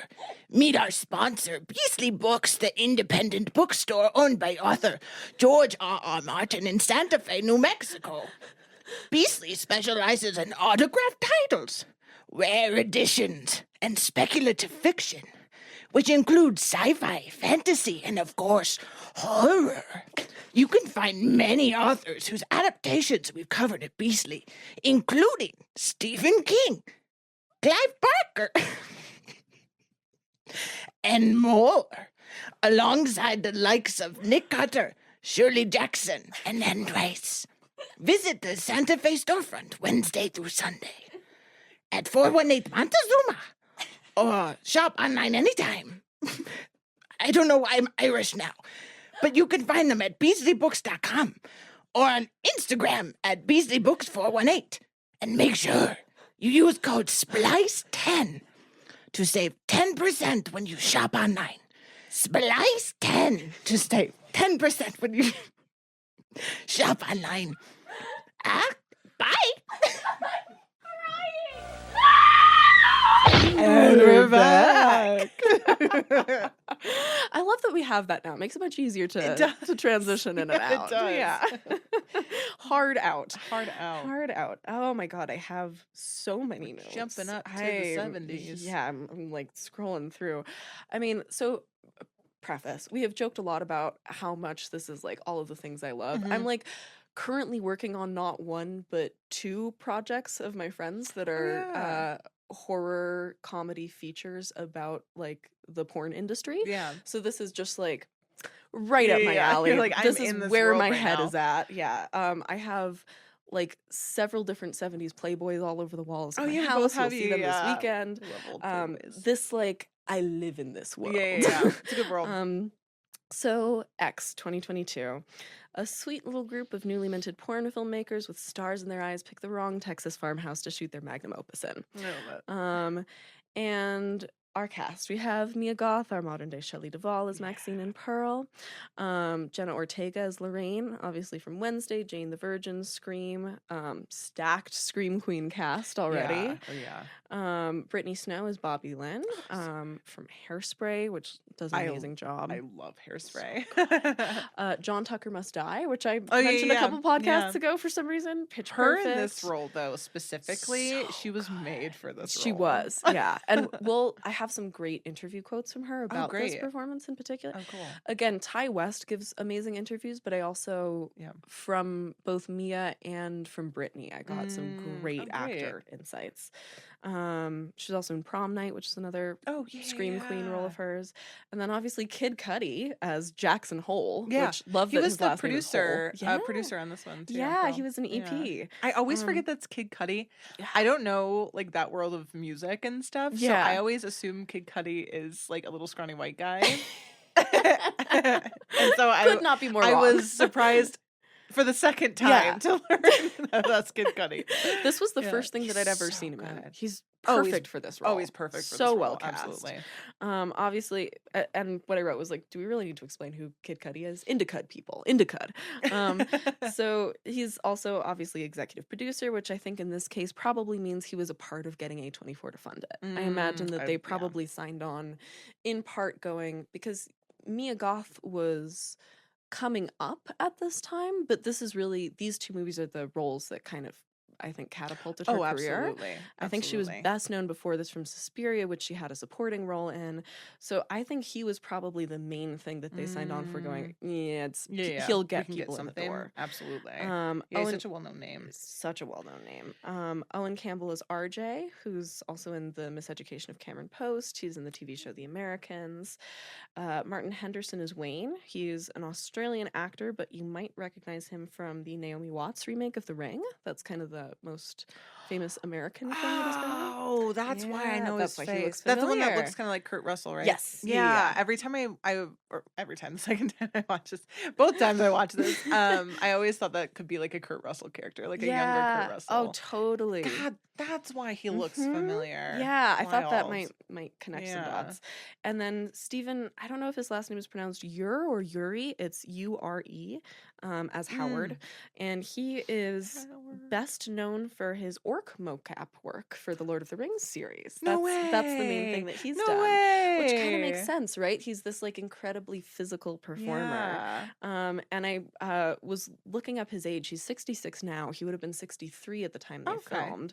So still wearing significant old age makeup, which I think to me is part of what helps Pearl's makeup work as well as it does, is that if you had cast Mia Goth opposite like an actual 80-year-old, it would have felt more incongruous. Whereas here, obviously he's still like 40-ish years older than her, but there's still enough of an age gap between him and the character he's playing that there is a similarity between their physicality and their presentation. Again, mentioned that Mia is not a co-writer on this one. Ty came to this project after he had done several horror features, The House of the Devil, The Innkeepers, but he'd been working mainly in TV for a while. And so by the time X came along, the thing that kind of enticed him back to the cinematic side of things was the idea of making a story that is all about movie making and movies. Which makes sense because it's such a love letter, right? Yeah, absolutely. And I found this amazing quote that I said in true Linda Williams fashion. He was thinking a lot about the intersection of horror and hardcore when he was writing this, which is something Warren and I were talking about on the way in. And here's the quote that I got from Ty. For me, making X was about trying to create a truly craft-focused film. I have a great reverence for cinema, and I wanted to invite people into what it's like making a movie and hopefully give them some appreciation of that, as well as what I was doing in the horror movie I was making. But horror movies and porn movies were films that were both made outside of the studio system, that didn't have to go through the Hollywood machine, yet found a commercial value. In the mid to late 70s in particular, when home video was really starting to take off, there was an opportunity for people to make movies without experience and without access to all the things that Hollywood previously had. Having come up from a very low-budget, independent horror movies, it's not that different from people outside the system making adult movies. They were both looked at as these kinds of subversive, lowbrow entertainment that could find their own value. So I felt like it made sense to put the two together. I wanted to make a project that was a love letter to movies in a way that would highlight all the crafts. And he's gone on, I cut the quote down a little bit, but he goes on to talk about like how he wanted to highlight the props department, the costumes and all of those things. Yeah, he So you definitely see- spends some time Yeah, on that. Like I love the detail of Brittany Snow taking the milk carton and pouring it into the pail for Mia Yeah. Goth. Like she's like prepping the Yeah. scene for her. No, it's great. And it's like little details like that you can feel the horror porn nerd coming through. Also, I would say too, like Ty West is actually one of those like writer directors that actually like he's talking about coming from this indie and this he actually did. He actually did. So it's like I trust. I think that's what feels so good about these movies too, is they feel Mhm. so like high production value. Yes. But again, $1 million budget, which Yeah. is like That's fucking very nothing. small. Again, for in for the actors who 20s. were already becoming well known at this Yeah. point. Like Yeah, Jenna yeah. Ortega, she was like coming off of screen. Oh at the yeah, time yeah. that this She was. film It was made. right in Yeah. that time. I think like 2020 to Mhm. to now. She's Yeah. just been like She's- huge. Yeah. Yeah, Kid Cudi is Yeah, Kid Kid fucking Cudi, I don't know yeah. what he looks like, but you know. Yeah. I don't know what he But looks like. we know what his name is. Yeah. So yeah, it's not. But yeah, his love of film is very apparent. You feel it. Yeah, it's a great Um, quote. And I have a little foreshadowed kills checklist for you, which I thought you would find fun. Ooh. This comes partially from IMDb, partially from my own watch notes, but I wanted Yeah. to Oh my shout out God. since it wasn't all my own work. Yeah. So Bobby Lynn first appears walking out of the strip club with a mural of a blonde woman getting her bathing suit pulled off by an alligator, eaten by an alligator. Oh shit. Jackson noticed that. talks about how he's already been attacked by or been shot at by all these farmers in Vietnam, Yeah. killed by a farmer with a gun. Yep. And he talks about lying face down for 3 days in a rice paddy and dies lying face down in the swamp. Stop. Howard worries Pearl's going to break her hip. Shotgun recoil breaks her hip. Wayne says people's eyes are going to pop out of their skulls when they see the movie. He gets pitchforked in the eye. Yeah, brutal. Wayne also says that to have a good relationship, you never mention a woman's weight. And then when Howard's dragging Lorraine's body, he says that she's heavier than she seems. And then her body twitches and gives him a fatal heart attack. Yeah. So don't mention a woman's weight. God. Um, How did I not pay attention yeah. to all these? Also, after first meeting Howard, Wayne jokes that they don't want to give the old man a heart attack, which is how he dies. And of course, we see at the very beginning the headlights covered in cow guts, which is both how RJ dies and how Pearl dies. Yeah. Just when you thought you'd escaped the slaughterhouse. I know, right? So yeah, That's it's so every fun. single, and I'm sure there are Shit. more. Yeah. I can't Um, wait to rewatch and note those. It's full of That's so full fun. of little stuff. I like love that. foreshadowing of deaths in Mhm. films like that. I thought you'd enjoy that. Love that. And so let's see. You can just wrap up now. That might Right? be my favorite That's fact. it. We're all done. Podcast over. And obviously, huge homage to Texas Chainsaw Massacre. Ty West gave it to Mia Goth as homework in the same way that Oh, cute. yeah. Wizard of Oz. Yeah, Wizard of Oz. So the Baby the Jane. two for this were Texas Chainsaw and the OG Halloween, which makes perfect sense. Yeah. Another great Ty West quote about the casting process. He said that his first question to everybody was, "Why the hell do you want to be in this movie?" Ugh, love. And he says, "Because I really wanted to hear their reasons. I believe in a lot of cases, people had an idea in their heads of what the movie was, but that wasn't what it actually was. I think people had a more nihilistic idea of what it could be and what they were worried it would be." And I was really interested in that because I think about nihilism in movies a lot, especially in horror movies. And he also goes on, he brings up nihilism a lot in his interviews about Acts. Really? And so he goes on to talk about it as one of the reasons why he thinks he never ran into issues with censorship on this film, which ironically for a film called yeah. X didn't have to go through any cuts to get the R rating. It was Really? fine. Yeah. And he says that he thinks Huh. part of the reason for that, he says, quote, "I've always had pretty good luck with the MPAA because my movies are not that nihilistic, which I think helps. There's a little bit of fun and spiritedness to X. It's certainly a hard R movie. But when you say that it's about people making porn and then getting murdered, it's far tamer than it could be." Which it is. Yeah. And that's a lot of what I found really heartwarming about it, which is part it is of playful. Yeah, and that's part of why this movie has such a special place in my heart, and that I'm staking my claim that I think X has not yet gained the degree of appreciation that it deserves, but I think this is going to be one of those movies that goes on to live in the horror canon with things like The Shining. Like I think and really? Texas Chainsaw. I think it is that level of good horror.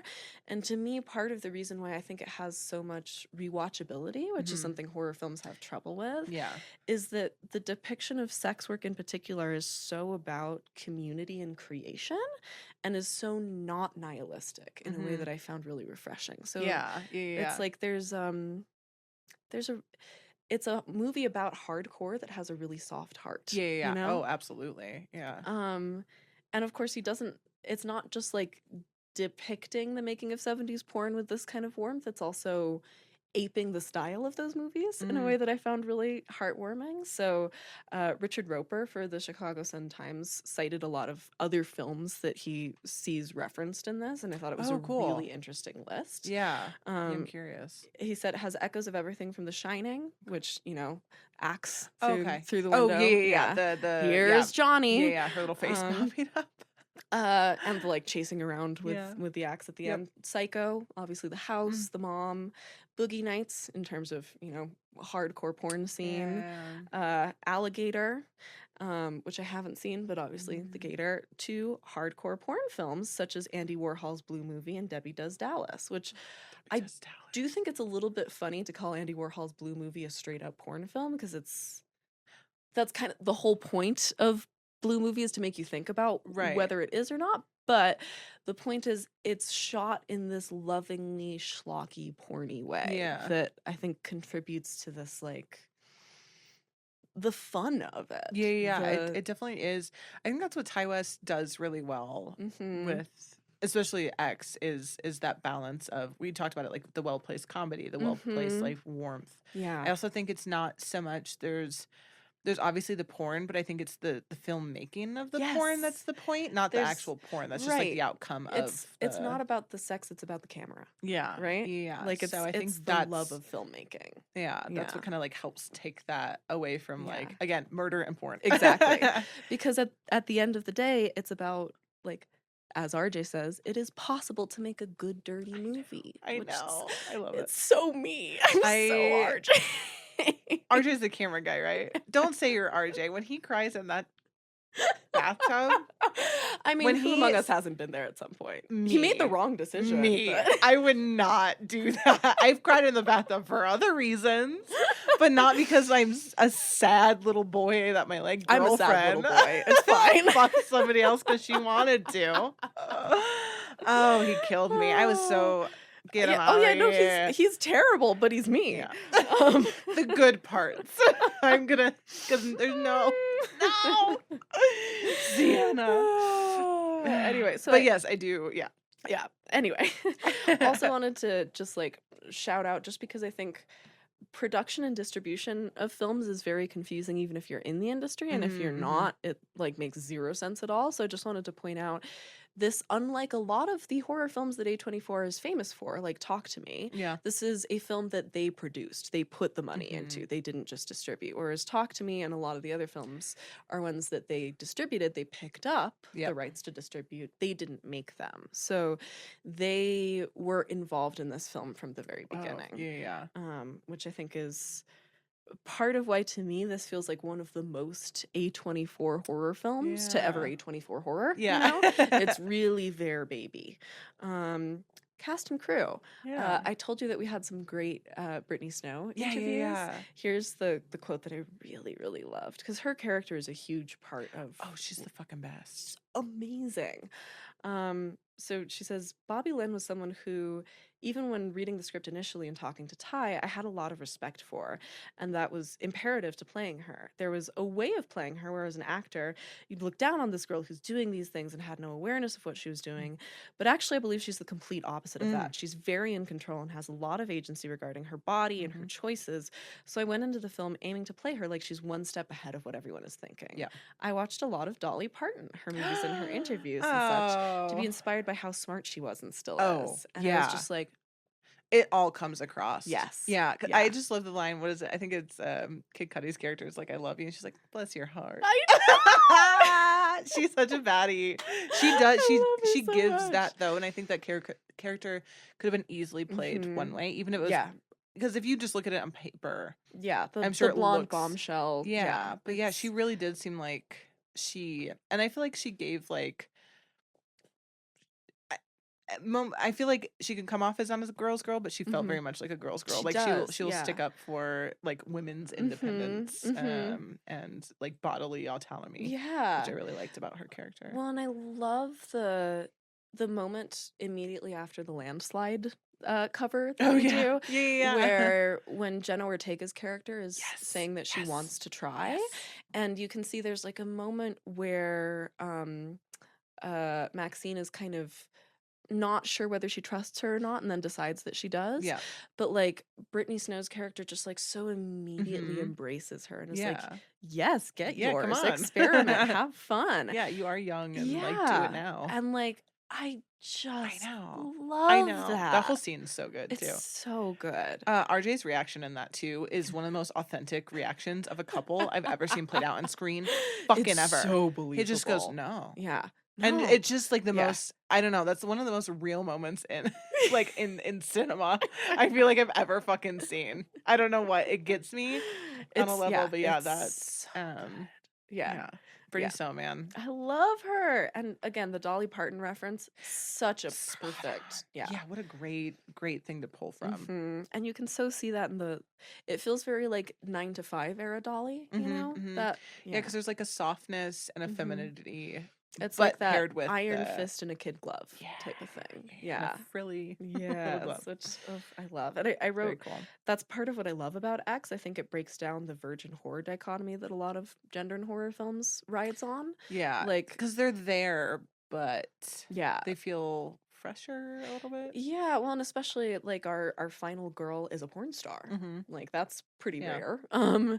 yeah. The virgin is one of the ones who gets killed earlier. Mhm. There's all these kind of inversions of the ways that horror films are often thought of as being very moralistic about sex Yeah. and very judgmental towards sex, and this is like, to my mind, one of the most sex positive horror films ever made, which I think is just like, I want to see more of Yeah. that. Well, I also think in both these films too, like Ty West and then obviously Mia Goth and Pearl helping write it, they kind of turn those characters on their head. Because even with Pearl, I feel like, you know, they could have taken this coming into womanhood of her being taken advantage of, which I Yeah. feel like often happens, and Right. that's like that turn. Right. But like she was the one really doing that Yeah. to others, Yes. you know. So Yes. it's he has this nice kind of like horror genre bend on things that makes things feel fresh, and it's like, yeah, we want Yeah. more of that. He Give loves us a that. twist. Yeah, a little bit of a twist. Give us a sex positive twist. Yes, please. I know, right? It's not that Mm. hard. It's not that or it is. Sorry, guys. It's so hard. Even though the shoot was quite Film- short. Film bros. Sorry. There's a couple of film bros, guys. Just bros being bros. Just hashtag two film bros. Just locker room talk. Just projection room talk. Yeah. Between two queers. So even though the shoot was quite Even though short, even though the short was quite shoot, It's your theater warming up. to sit in solemn silence. Okay, yeah. They actually had a lot of prep time for this film, which is pretty Wow. Like, unusual. Opposite for Pearl. Yeah, no prep They're time like, at all. "Go." But so Mia spent 3 months working with a choreographer to get the physicality Oh, prepped for wow. this, which I think Damn. totally pays off. And she said, quote, because in certain ways Maxine and Pearl are kind of the same woman, everything I was able to understand about Pearl informed Maxine and vice versa, which I think is Mhm. part of what's so impressive about her performance in X is that she doesn't have another actor to play off of. I know. And you feel the kinship between their characters so powerfully and palpably. So Making of shot from February 16th to March 16th, 2021. So fairly short shoot. Mostly, I don't know that I'm going to pronounce this right, but it's in the Wanganui area of New Zealand. Barn built for production. Told you about the practical reasons for why New Zealand. I also, to me, it still doesn't look that much like Texas, but in this case, it kind of works for me. Whereas, like, the other film that I think of that's a classic, like, New Zealand shooting for, like, middle America is Power of the Dog, which that doesn't work for me. And I think part of the reason why is, like, here, there's this sort of uncanny, something's almost there but not quite feeling to the environment that, like, even... The heat. You can't feel the heat. Yeah, well, and, like, even at nighttime, when you see the moon up above, it's the southern hemisphere moon. And so the outline on it, we don't see the same moon face that we'd usually see. And so there's, like, just little things tiny like that things that you're are... probably not going to notice, but it's just enough to give you this, like, prickly, something's a little wrong feeling that I think works for horror, doesn't work for a straight up Western. I think if you're shooting a straight up That was Western... the Kirsten Dunst one with yes, with Benedict Cumberbatch. I want to see it.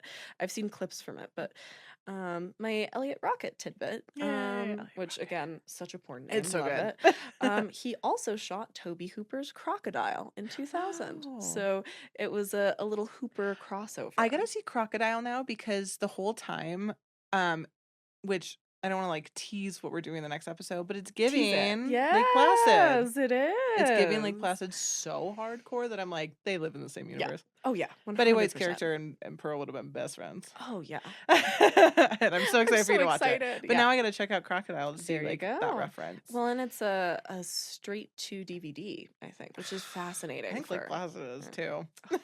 I'm pretty sure. Score by Tyler Bates and Chelsea Wolfe, and it fucks. It fucks. We love Chelsea Wolfe. Yeah, I didn't realize that. Yeah. Very cool. And she's the one who does that like haunting cover of Wee Wee Marie that comes when she's dancing. And I think it's another great tie-in to Texas Chainsaw because this is another case of the score taking cues from the environmental sounds where so much of Chelsea's vocals get progressively pornier as the movie goes on, and like it's all these like moaning with distortion over it that I think just really it works for me in the same way that the slaughterhouse sounds in Texas Chainsaw work. It's like the horror is coming from the place. Which I love. So genius. All right.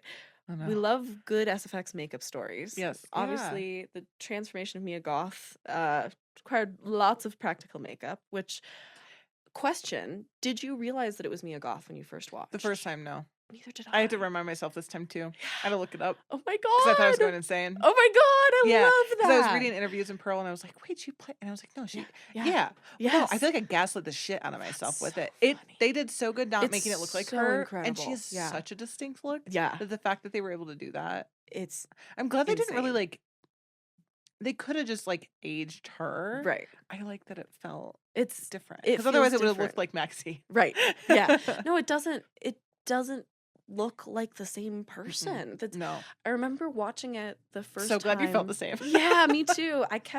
The first time I watched it, I kept looking at her eyes and being like, there's something going on with this actress's eyes that I can't quite place. Oh, funny. And it was because it was Mia Goth. Yeah. But it wasn't. I know these eyes. Yeah, I know these eyes, but I couldn't figure out what it was until the end credits. And then I saw MAXXXINE / Pearl and I was like, oh. I forgot. Totally forgot. I think it was like halfway through, 45 minutes in, I was like, because then in my notes, because I was like, my notes aren't making sense. I was like, because she was talking about MAXXXINE and Pearl, and I was like, no, she probably just, and then I was like, wait I totally got myself. Just a second. I got confused. Love. Yeah. And so the application process for this makeup took like between 6 to 10 hours a day. Yeah. Which before every 12-hour shoot day, because like, she's in almost every scene. What do you do? Pop a Zanny and take a nap? I mean, I loved. How do you work that long? Part of why she's such a baddie. Listen to this quote from her about it. She said, "Ultimately, I realized that I just needed to harness that energy and everything that was happening.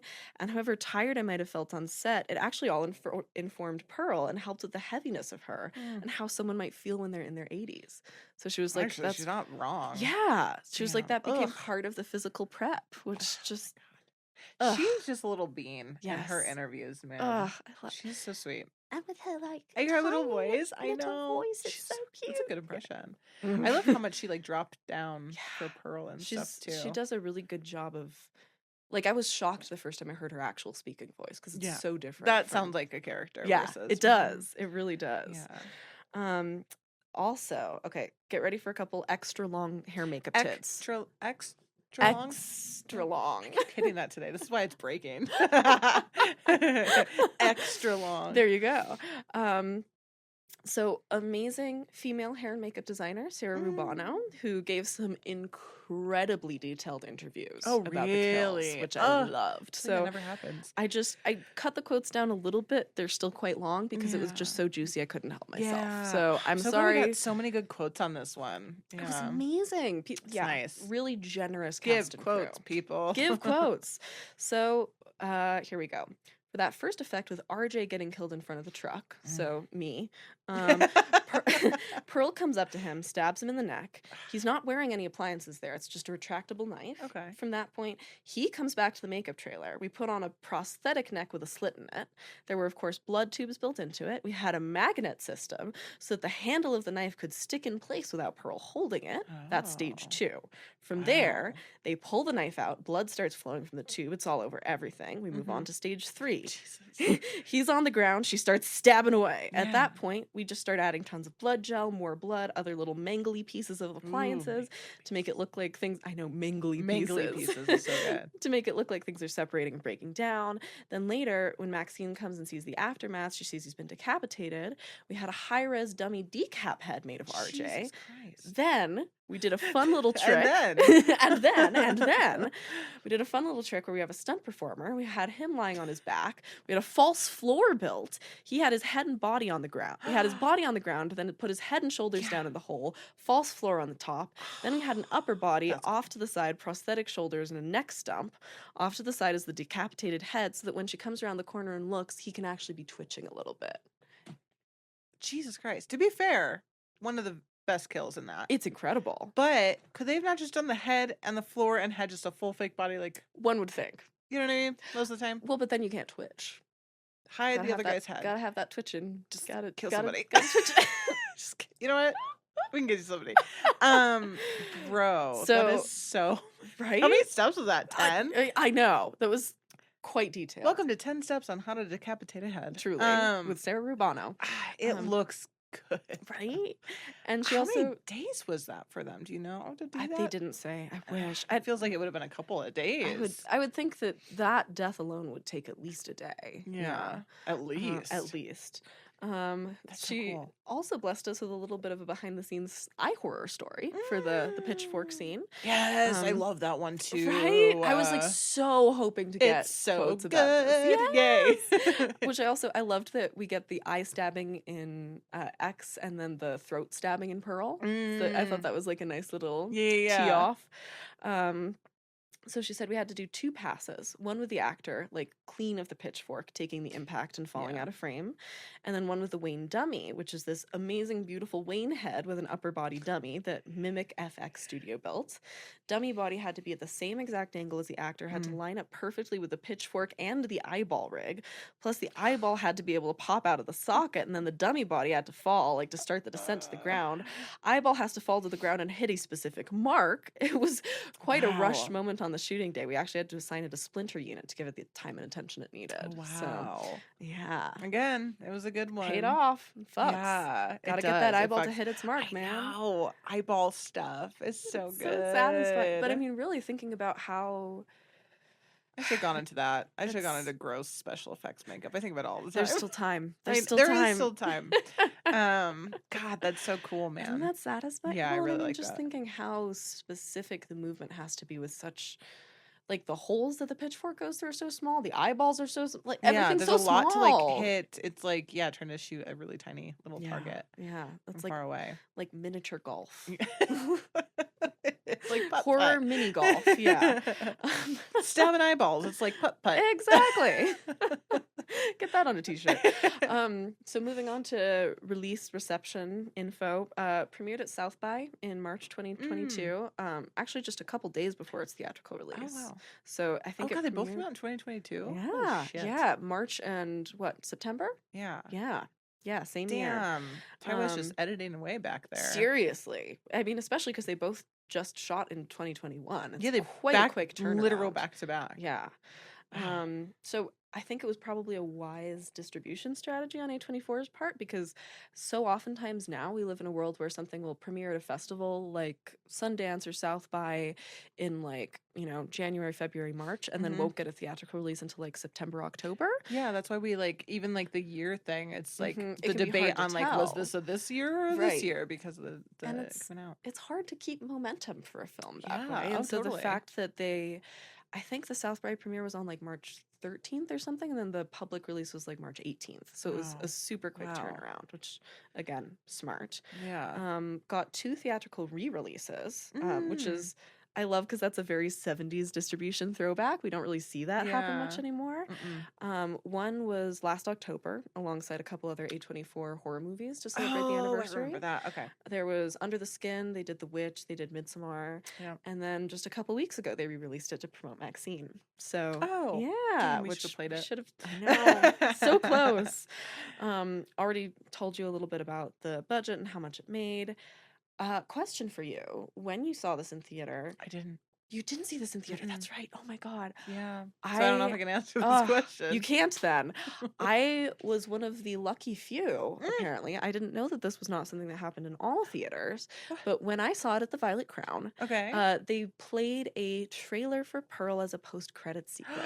So not everyone got that? No way. And when I went to see it, it Ugh, was a you got pretty lucky. packed theater. Yeah. And I was one of only 3 people who stayed to the end. I So stay to the end of every every time. single film. every time. I see the 'cause- person walking in and yes, sweeping the yes, popcorn. yeah. Because I like to look at all the names. It's I also do fun to look at everyone's too. names and give them credit. It And I like to is. clap for Well, them. and like sometimes directors will like give special thanks that are interesting. You get to see where things are shot. I Yeah. love credits. Yeah, me I too. love it. I love hanging out to the end. I'm so glad you do that too. Yeah. So it's even always if been there a was thing. no post-credit sequence, I think it's Yeah. always worth it. But basically it was this sort of very throwbacky kind of trailer that like I think immediately after the bright red credits, it cut to that, and it was like, come see the story of MAXXXINE I or imagine. of Pearl. Yeah. And I'd gone with my girlfriend at the time, and there was like one other person in the theater, total stranger. Yeah. The 3 of us all walked out together debating, do we think that this is a trailer for an actual movie or a gimmick or not? Oh, yeah. And I thought it was a gimmick. I was completely convinced. And so then when I saw that it was actually coming out, I was like, You're like, wait a second, I saw this. yes. It's such a camp. What a great thing. Right? But it's like such a campy movie, like with the titles, Mhm. like again, like this It's- like very 40s Hollywood Yes. aesthetic that I can imagine that feels like this funny little like nod to like, hey, Mhm. look at the Pearl story. It's so, again, this is such a like film for film nerds through and through. This whole absolutely. series Yeah, is Tyler such a is yeah. awesome, and I'm so glad he's like brought me a goth into it because again, I think Right? she's adding like such I richness think to it. they seem only really- make each other better. I'm Yeah. so curious after this too, not to get too deep into it, but I'm so curious of what, because I feel like they creatively in interviews seem like they get along so well, but I'm Mhm. so curious for the future after MAXXXINE for them. Yes. I want them to be have- like a powerhouse duo. Me too. I want them to keep doing stuff together, Yeah, which I me have too. to assume. I have to assume they Yeah. will. This film was nominated for a bunch of like genre specific awards, which I don't think we've seen a lot of Mm. so far. You know, things like most frightened performance, Oh best yeah, I love villain. those. Yeah. Yeah, which like I love seeing stuff That's like so that. fun. I didn't realize X was. Yeah, and it currently holds a 94% on Rotten Oh, shit. Tomatoes, which, you know, I think it was well received in pretty much the only way horror films ever get well received at the time of their release, Yeah. which is, you know, it's basically treated as really well crafted entertainment without much to say, which I think is It's hilarious wild. and so dumb. And then there's like, you know, a much smaller group of outliers who actually start digging into the film's Mhm. themes. one of the quotes that I pulled is Todd Gilchrist, who for the AV Club gave it a B+, and wrote that it, quote, examines the way that youth in others seems to bring out the feeling and impact of age in ourselves, not to mention how we resist or respond to that when it happens. But ultimately, and I think maybe kind of unintentionally, goes on to end his review on a dismissive note, calling it just Really? bloody ballsy fun, which, like, Well, it is. It is, but I that wish you would just have talked a little bit more about the other things. I think it's such an interesting through line through the whole film of like this youth and It's so- change and I know Brittany Snow said that that was part of why she signed on to the project, was she was like, this is a horror take on the idea of time, which, like, yes, Oh, yeah. absolutely.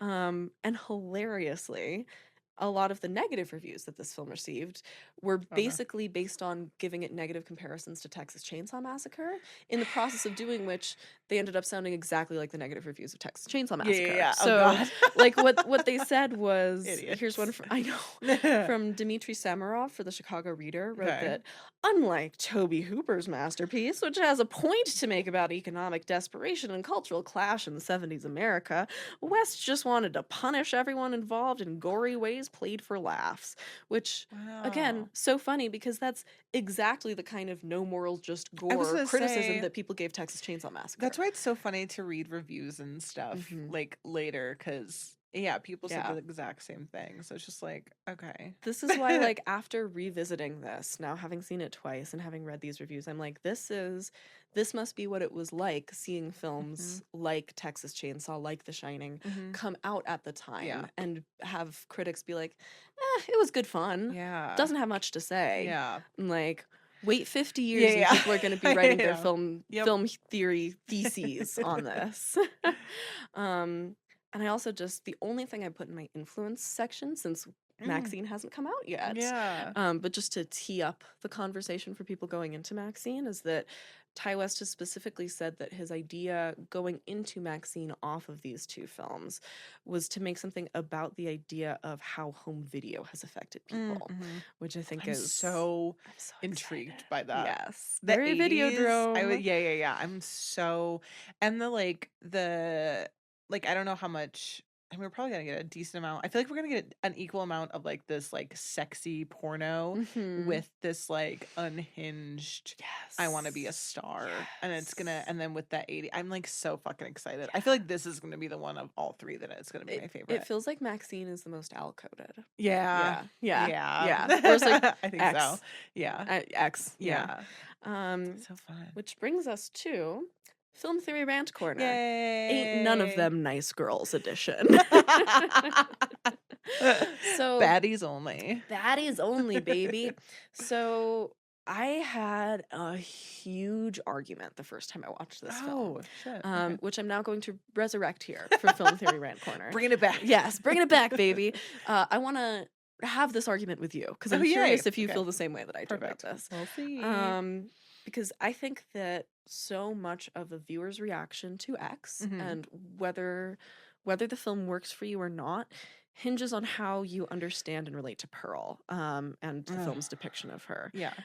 Which, when I first watched it, you know, I walked out and was like, this is probably going to be my favorite film of the year, and it was.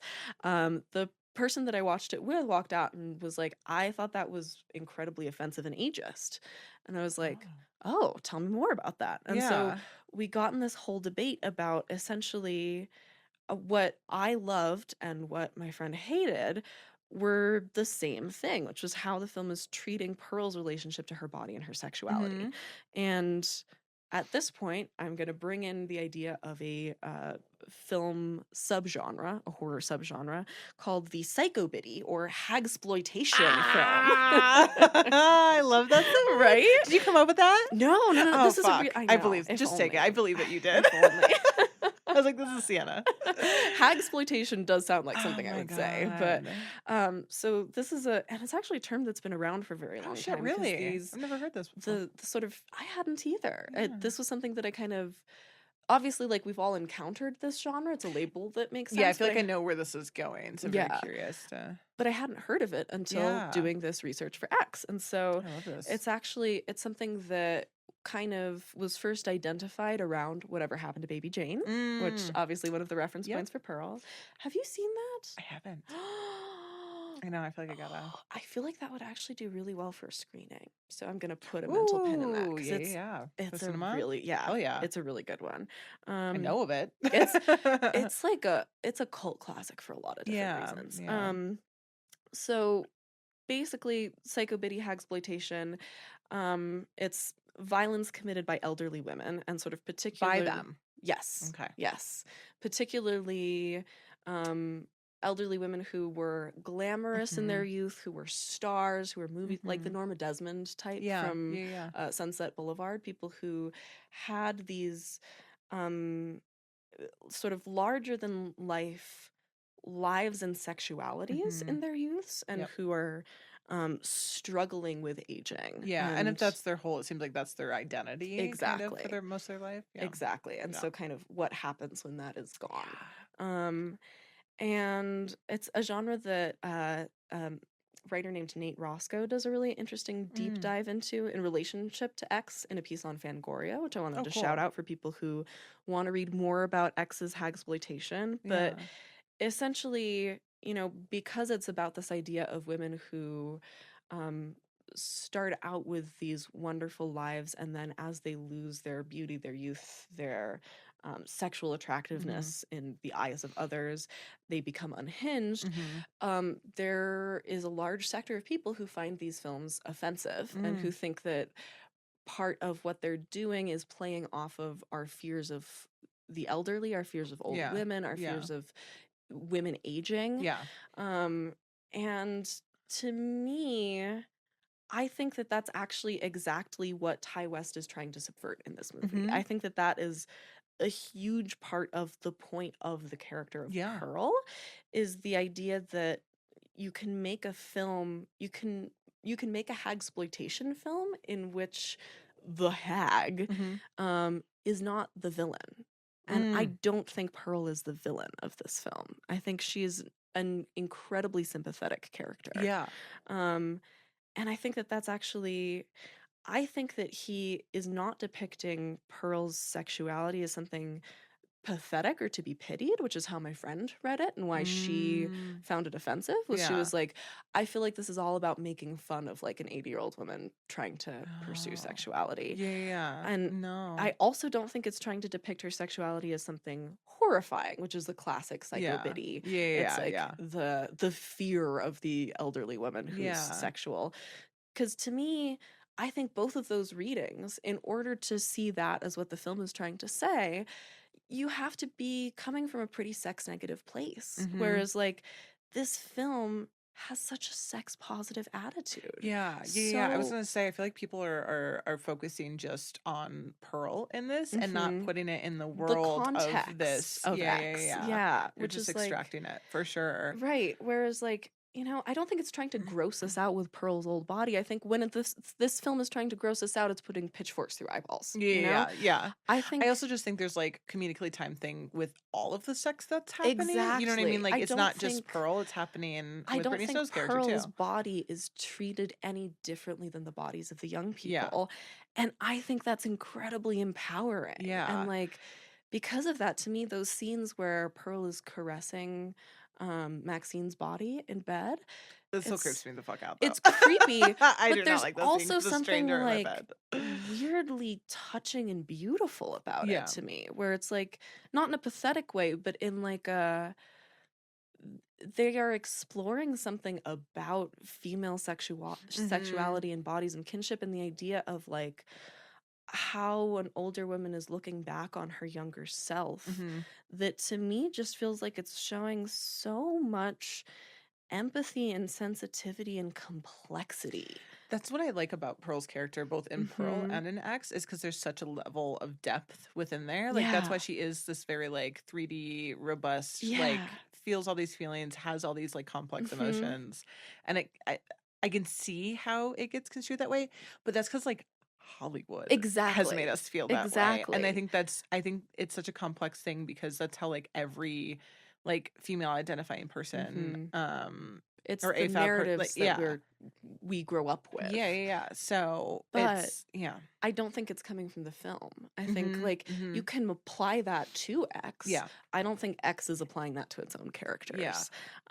And to me, it actually kind of left me with this feeling of like, if Pearl had only had the kind of like eye-opening experience that Lorraine has in Yeah, this movie, yeah. that Jenna Ortega gets. That's, yeah, if she had them as friends, If it she'd would be a had different that, thing. Yeah. maybe none of this would have happened. Yeah. And it creates the sense for me that like, again, the enemy is not the psycho biddy. The enemy is the society that Mhm. sexually pushes her down. Yep. You Yep, know? yep. Which like, The RJ's like cry in the showers. it's me. No, I fully agree with that. I think it's an interesting topic, and I think it was, again, part of a puzzle piece. And I don't think Yes. it was like it was a big part of the messaging, but it wasn't. If you pull that out, it can easily be. I think but I don't feel that way. Yeah. I love Pearl. Absolutely. Glad to hear that you Yeah. feel similarly. yeah, Because, yeah. like, again, I can understand how you would come away with that feeling, but I think it has a lot more to do with what you bring to the film than what the film's bringing to you. Well, also too, she like so much as because again, I feel like that would be the context of the like Psycho Biddy would be she would just like hate to hate. Yeah. She like literally wants to be Maxine. She like Right. paints her eyelids and she's like Right. touching her skin to be like, Yeah. she's so beautiful. I get it. So I think there's a lot of like Mhm. mutual respect there. Yeah. It's just Pearl's a fucking psychopath. Right. So she doesn't know what to do with those emotions. Yeah. And it's not because of her. It's just like she's a psycho. Right. But yeah, she seems like she very much would like I feel like if those girls were like, come be in this with us, she'd be like, Yes. okay. Yeah. You know what She I would have mean? gone and had a grand old Yeah, time. totally. Drinking Which- beers with them, hanging down, singing. Yeah, I fucking- feel like there's another version in which she just like wanders down at the right moment as they're all playing landslide, and they're like, "Do you want to come?" Yeah, hang landslide. I was with like, us?" say, yeah. She just starts singing, strumming along. I do too. Right? Justice for like, Pearl. Yeah, if only. Too bad she got her head squished. Brutal, by the way, to take her out that way. I love me the way kinda it just like cracks like an egg. It's so It satisfying. kind of makes me sad. Me too. That's why to me it's I not like a classic know. psycho biddy. Because Yeah. like a psycho biddy film, We've you're not seen sad the psycho with- biddies Yeah. before. Yeah. Yeah. That's really cool. I didn't know about that kind of I didn't know that terminology. Now I'd be looking for yeah, it. hagsploitation, It is baby. fun, but yeah. So that takes us through Film Theory Right Corner. There's just a couple. I know we're running out of time, but I had a Oh, no, couple you got watch notes time. that I wanted to shout out, just because this is like such a juicy film in terms of Easter eggs that like yeah, no shit. I didn't realize. yeah. So I just like watching it back, at the beginning, we see obviously there's so many Texas Chainsaw Massacre shoutouts in that opening as they're in the van, Oh my god. Yeah, But yeah. one of the ones that I loved that I didn't pick up on last time, that I only know now because we just did our Texas Chainsaw episode, Yeah. is you can see as they're driving along all of these like cow carcasses on the side of the road. And I was like, oh my God. It's a reference to the story about Toby Hooper and his production designer driving around rural Texas picking up cow parts from the side of the road.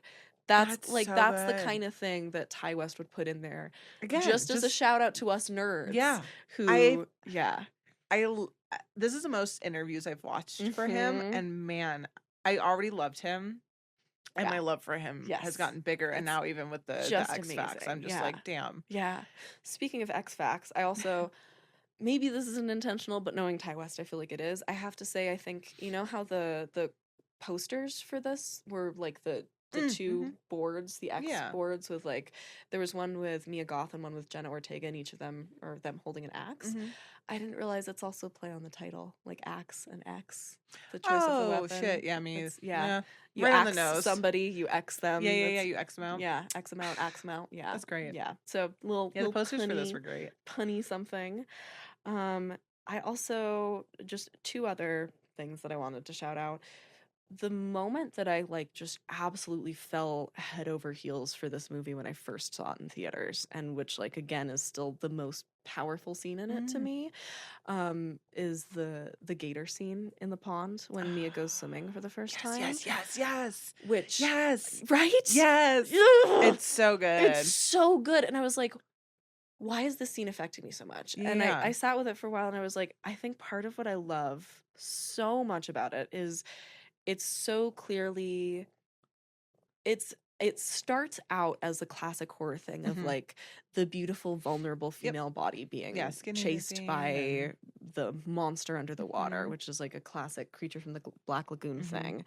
But what makes it so different is that the way it's shot, the way the close-ups of Mia's face are framed, the way her performance looks, and then those amazing aerials of the two of them swimming together. It's so good. It becomes about a comparison, right? It's like she and the gator have something of the same in them. And like that is what is so interesting to me about Pearl and Maxine as characters, and the way that women in general are treated in this trilogy is like they are not just the prey. She is a predator too, and we're seeing that unlocked in her by this place in the same way that we do with Pearl. It's like we see as these gals go into the swamp, it brings the gator out in them. You know what I mean? It's so good. And I love that. I think that's why, again, I just definitely liked X. I think the reason why I fell in love with Pearl so much more is because of the Pearl that I got to see. And it's just, it makes perfect sense. As crazy as they are, it's just like you root for them because there is this vulnerability and this like strength in them. That's really it's just fucking awesome. Slinky gator energy. That shot is like one of my favorite shots. So gorgeous. I also think the red glass in the front door of the main house, as the kind of it's usually left open with just the screen door open, and then there's a door with a red glass panel in it. I think that's a little production design nod to Leatherface's Red Hallway, because the way that it is allowed to reflect it's the I wonder, is that the same like door shot when Howard comes home in Pearl, the cast? Yes. I shouted that out this time too, watching it. I was like, I love the cast on that. Well, and I think it's again a little shout I out wish to there would have Leatherface been interior decorator. They should have just had like one red skull on a wall or something like that. As extra nod. I also, last thing I promise, but you're giving us juicy bits. There's so much to talk about. There's a lot. There was a lot for these. It was great. It's so there's the line in this about the camera changes things, which is I think that's something Lorraine says as she's like asking them questions about how they feel comfortable. Like, how does Wayne feel comfortable with his partner fucking somebody else in front of him? She's like, does the camera change things? This reminded me of a rant that my film theory professor went on back in college that I now think about all the time, that I just want to drop as a seed in all of y'all's heads so you can think about it all the time. So thanks, James Seamus. Interesting dude. He was actually one of the main producers of Brokeback Mountain and a couple other focus features films. So that's background on Seamus. He is the reason I'm as weird about film as I am today.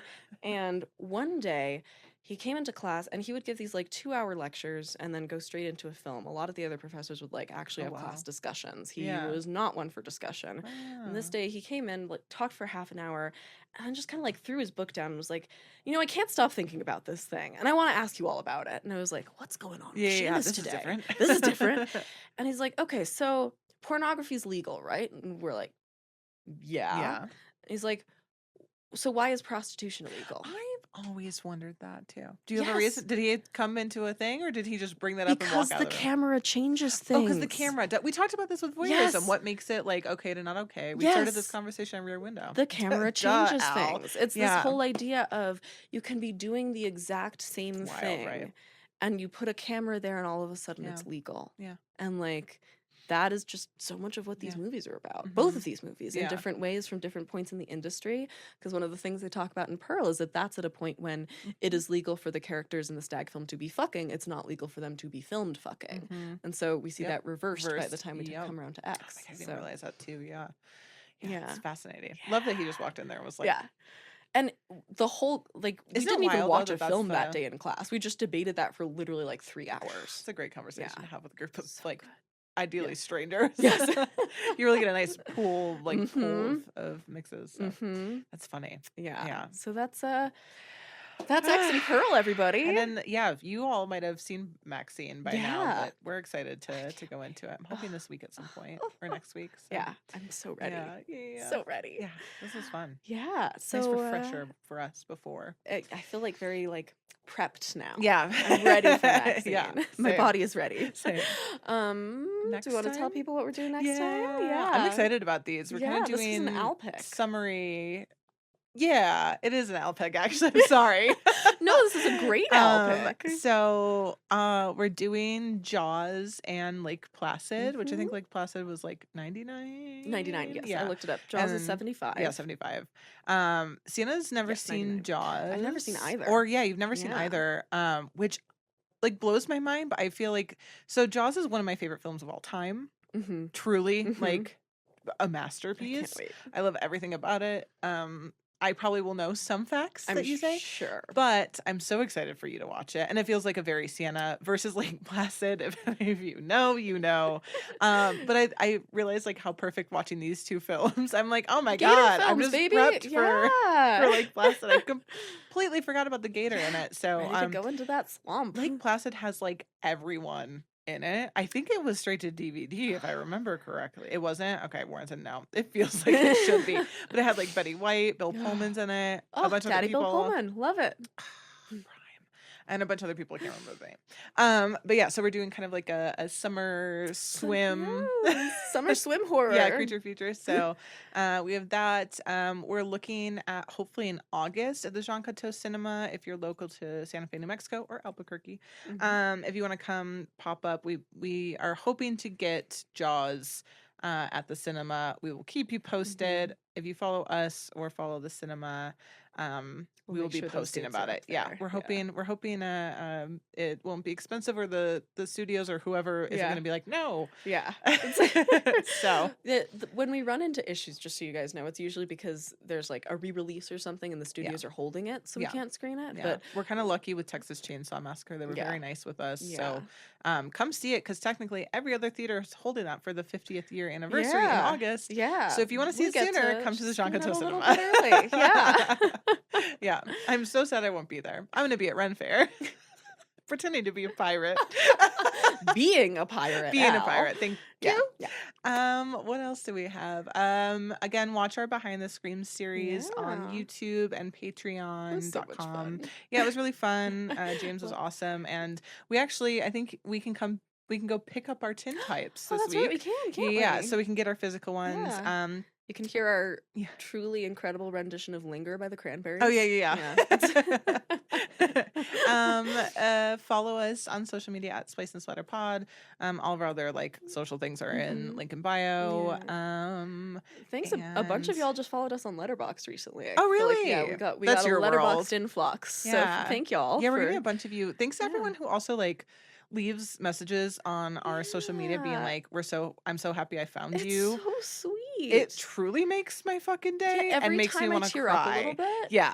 I feel like I'm tearing up yeah. right now. So Yeah, I thank also you just, like- all. It's weird. And every time one of you like reaches out to like share your I'm, like, own actually getting stories teary-eyed. with the films, Is it the I know hormones? it's like. Yeah, I it's feel really like we're like cool. finding our little horror Yeah, you're all community. a and, weird little like, horror family. Thank you so yeah, much. And I love when you guys interact with us. Yeah, like, please keep it We up. like It, talking to you. really, You're our Yeah, friends. you're our friends too. Yeah. And then I guess thanks to our other friends. Thanks Yeah. Warren Langford. Langford. Thanks Warren Langford. We started rough. We're gonna end ending rough. We started rough. We're ending rougher, baby. We also debated like, do we cut out the part about the fan? Nope. You get we are Langford. Jesus fucking Christ. Travis Fowler for being the man behind the camera and the man behind the screams. behind all the things. Behind all the things. Yeah. Behind the Um, scenes, behind the screams, behind and Theo Theo Schaefer, our Schaefer. wonderful composer, yeah, we love your music. playing us out. Yeah. And Until then, thanks for listening to Splice and Splatter. the film podcast presented by the Jean Cocteau Cinema in Santa Fe, New Mexico, where classic horror. Smaller going. And until next time, We'll be right back.